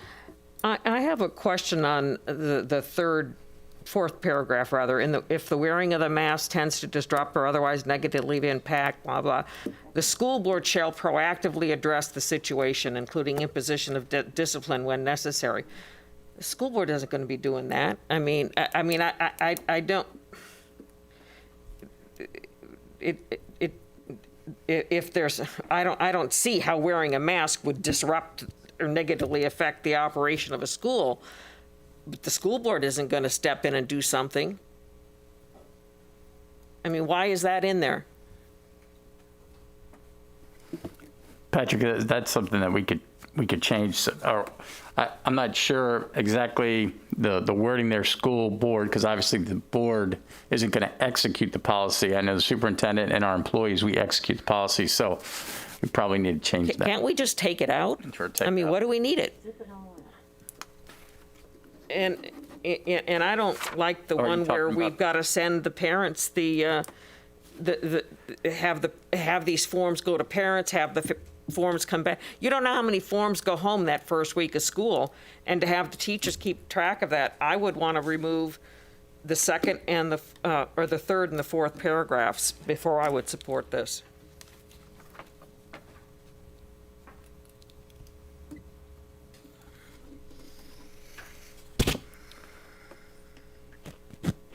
So that fourth paragraph, I think it would relate obviously back to our code of conduct in some fashion, depending on what a person does with their mask. I don't know if that, if they're putting it on their head sideways or upside down, or they have alcohol emblems on their, just like their shirt, we would need to treat that like a code of conduct situation, a dress code situation. That's why I mentioned dress code earlier. We could actually, put the word mask right next to t-shirts in the code of conduct. But that would be the only disruption I could see, unless someone's using it to snap somebody, something that's going to be something that a teacher is going to handle, a classroom management in their classroom. So I'm not sure we have to put that in there or not, because we already have that covered in all other areas. But I think that's where we were going with that. Is that correct, Patrick? Well, again, I was asked to put together a mask optional policy, and I tried to think through all of the different things. But my thought process in drafting that language was, if a child is becoming a distraction and disrupting the classroom with the mask, whether it's putting it on his head or, it has a gang insignia on it or something like that, you want to be able to immediately address the situation in the classroom. So to your point, I think we could probably change it to the superintendent or the principal or the teacher instead of the school board. But I would think that you would want to have a way to penalize somebody who's clearly disrupting the classroom and the education. I think those things are already in place. The teacher can do something already. I don't think it's necessary here. Would everyone feel comfortable with us taking that paragraph out, knowing that we do cover all those areas within the code of conduct? I'm seeing... No matter what they bring to school, we do take care of those issues. And then on the back, it's on the back. It's on the back of mine. I printed mine two-sided. The violations of this policy may lead to the imposition. How are we having violations of a optional policy? I don't know. I don't know if we're going to revoke their privileges for wearing or not wearing a mask. And how are we going to be considering disabilities and religious beliefs on whether they optionally decide to wear or not wear a mask? I mean, I'm just saying less words is better in my opinion. In this sentence, again, it kind of goes back to the dress code or the just code of conduct in general, I think is, whatever violation it might be, it might just be simply, look, you need to take your mask off, you need to wear it properly, or we need to call your parent because you're messing around with your mask, something like that. Or if a student is in the paragraph above, if they're being bullied for some reason for wearing the mask, we're going to handle that. But again, that goes back to our bullying policy. So I think what we're trying to say there is, if there is anything that does disrupt the classroom that pertains to the mask, whether it's the mask wearer or the non-mask wearer, and there's a disruption, that we are going to handle it in some fashion. We want to make sure parents understand that we are going to handle that. We're not just going to overlook all mask issues. I think that's where we're coming from there. But again, that goes back to the code of conduct very easily. Well, and I will add that the policy applies to employees, to students, to vendors, and I think you want to have the ability to regulate those other groups, not just students, was the thought process there. And then, for example, regarding the accommodation, my advice generally is to follow what doctors say, and if a doctor said that someone has a particular condition and they have anxiety, for example, and they can wear a mask and they can wear it over their mouth and not their nose, for example, I think we would listen to that and we would want to grant that accommodation consistent with, the federal disability laws. Yep, I think, I'll wait till. I'll wait until. Well, I also would go to the where individuals may only wear the type of mask. I mean, that's, do we say if they wear a mask, they only have to wear it? But I would imagine we'll see this. It's optional, and I don't, I think that's the first thing, that they're optional. Well, again, I think you want to prevent someone from wearing a helmet. So you need to have some definition of what is permissible. For security purposes, I think there's value in being able to identify people easily from, a reasonable distance, whether they're wearing a mask or not. So I think you have to have some rules to the game. If you're going to have a mask optional policy, you need to have a concise definition of what a mask is. Okay. May I offer a suggestion? Are we keeping that language in about the if wearing the face mask, we're taking that language out? Because we don't need it? The fourth paragraph, that the school board's going to proactively, because we don't need to do proactive stuff if they optionally wear it. And then, I'm sorry, I'll give you back. And then the other language about the teachers. Bridget? Thank you. So I agree, and to Mr. Edwards, I agree. I know where you were going with that, so I appreciate that, and I appreciate you noting the aspects of the policies, including the school board's policies against harassment and bullying, et cetera, because I think it is that kind of topic of which it is important to highlight. So I do support it being a separate policy, but I think perhaps instead we can just reference at the very end of decision to wear or not wear a face mask, reference in accordance with our anti-discrimination policy, we can put the number in there, and in reference our student code of conduct, so that we would cover those buckets without bulleting it out. And then the third. Well, are you saying you want to delete out the acts of bullying language? No, I'm saying I like it and keep it, and to be more specific, because we can reference our current anti-discrimination policy, right, and also reference in accordance to our current student code of conduct. Then for 2 and 3, I do agree, I'm sorry, paragraph 3 and 4 on the first page, I think that the less prescriptive we are, but empowering our staff and families to make the right decision, but I do agree that I don't want to add additional burdensome monitoring to any of our staff, so I would like to see paragraph 3 and 4 struck, and then I think everything else. Did you say 3 and 4? Paragraph 3 and 4. Struck. Mm-hmm. Okay, thank you. Then I'm okay. Karen?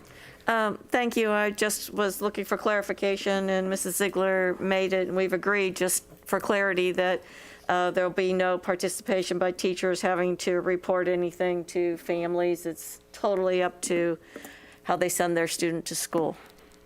Correct? To put this, normally we have a time between the workshop and the board meeting, and to be able to actually show what was there. Do we need to amend the policy that was there, or can we correct this and put it in the agenda when we bring the policy up this afternoon or this evening to vote on? So put your mic on, please. Pardon me. I think you want to have a motion tonight to move forward with a revised policy under those conditions, would be my suggestion. So we bring the policy up and then revise that we've taken those things out, or actually have an amendment to take them out? I would advise you to make a motion to approve the policy with the 2 paragraphs deleted. Thank you. So we got that? Okay. Tom, you have something else? Yeah, I don't know what happened. I was cued. Just to be all on the same page, I listened to what my fellow board members had to say, so I believe that if a parent had serious health issues and required their student to want to have them wear masks, they would let us know, and then that could be an exception that we could work around. So everything else I'm fine with, but I do think it needs to be a policy. I think there's health plans that could fall under. There's individual student health plans. Right. Okay. Thank you. And that gives us done with the work of this, except for member comments, but I know we do have to have our executive session too. Does anyone have any comments, or can we adjourn? We will adjourn. Thank you. See you back here at. We're supposed to go to, we've had